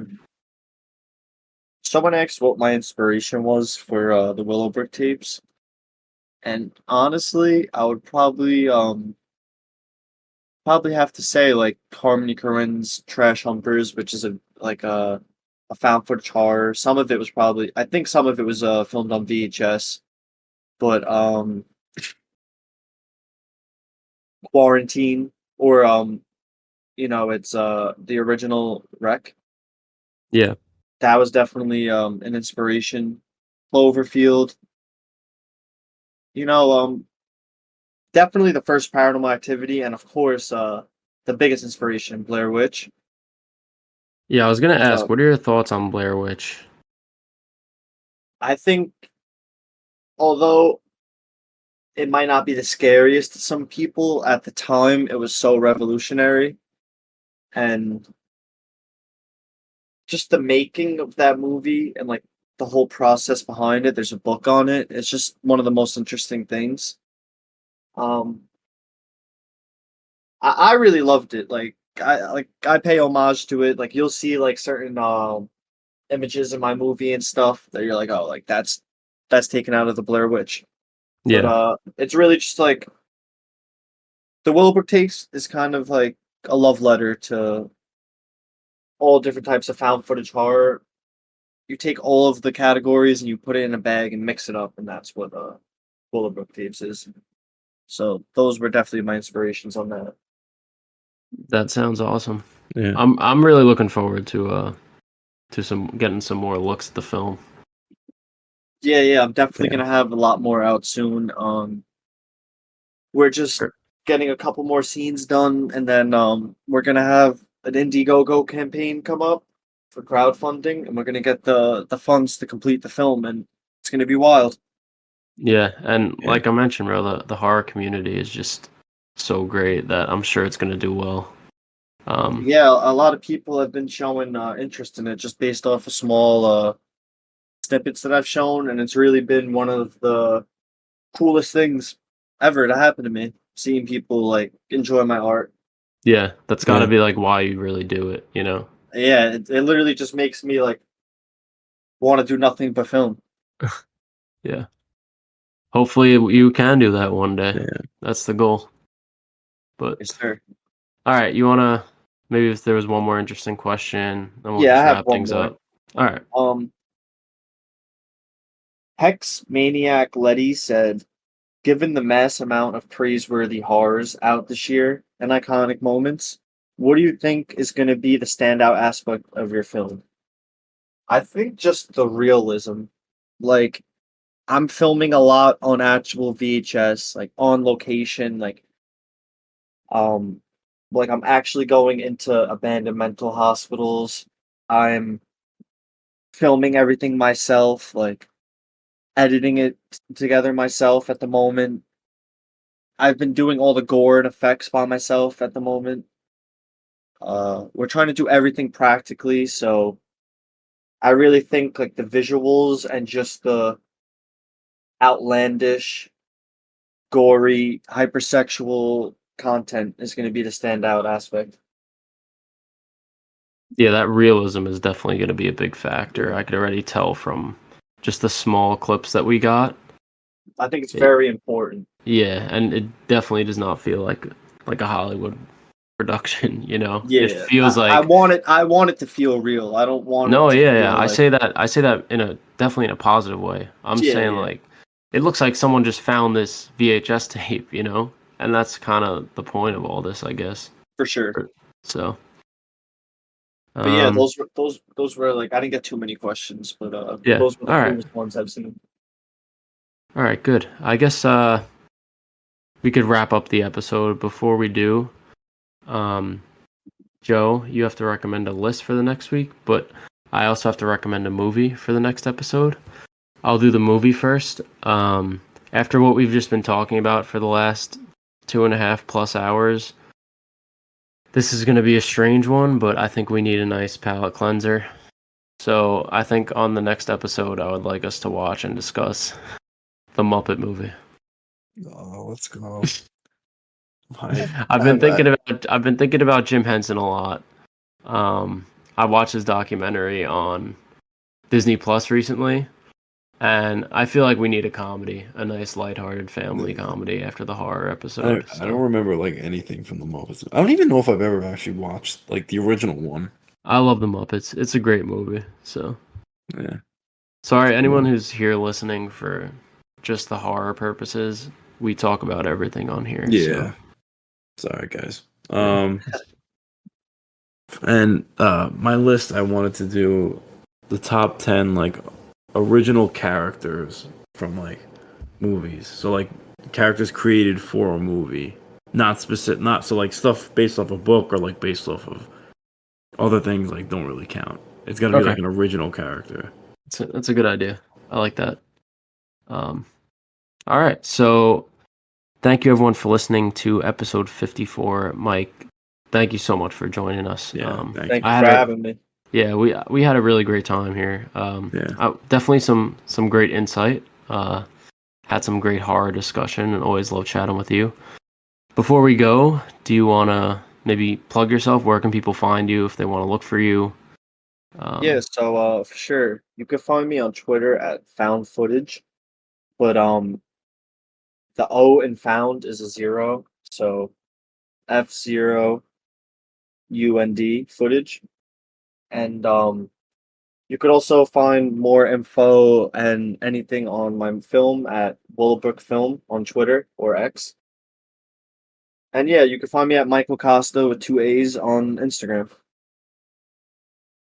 All right. Or Well, also, if you want to follow me on Letterboxd, I am found footage film on there. Found footage, 0 UND, just found footage. sorry, didn't mean Yeah, to thank cut you off there for a No, second. you're good. Thank you for having me. I hope to be back on soon. Yeah, we'll get you back on once you're like a big name Hollywood director. We'll get you back on. Don't worry. No. But Sure. again, thanks everyone for listening to episode 54. And yeah, thanks for the support recently. We've been doing a lot better than we ever expected to. You know, Joe and I have been doing this podcast for like well over 2 years. And we're sort of just starting to build up a little fan base. So we really, really appreciate you guys. Thank you guys. So yeah, follow us on our social media. We're on X, we're on Instagram, we're on TikTok. Subscribe to the YouTube, and yeah, we'll see you all in 2 weeks. And then just one last thing before we go. We also are going to announce the winner of our giveaway. So we actually recently hosted a giveaway with Mike himself, with Mr. Found Footage on Twitter, for a copy of Terrifier 2 on 4K. So the winner is at Bewitch Cadence on Twitter. So Cadence, if you're listening, please send us a message, and we'll be happy to send out that copy of Terrifier 2 to you, and congrats on winning. Also, yeah, definitely enjoy it. Stay tuned. Both of us do giveaways semi-frequently, so we love giving back to you guys, and yeah, well, like I said earlier, we'll see you in 2 weeks.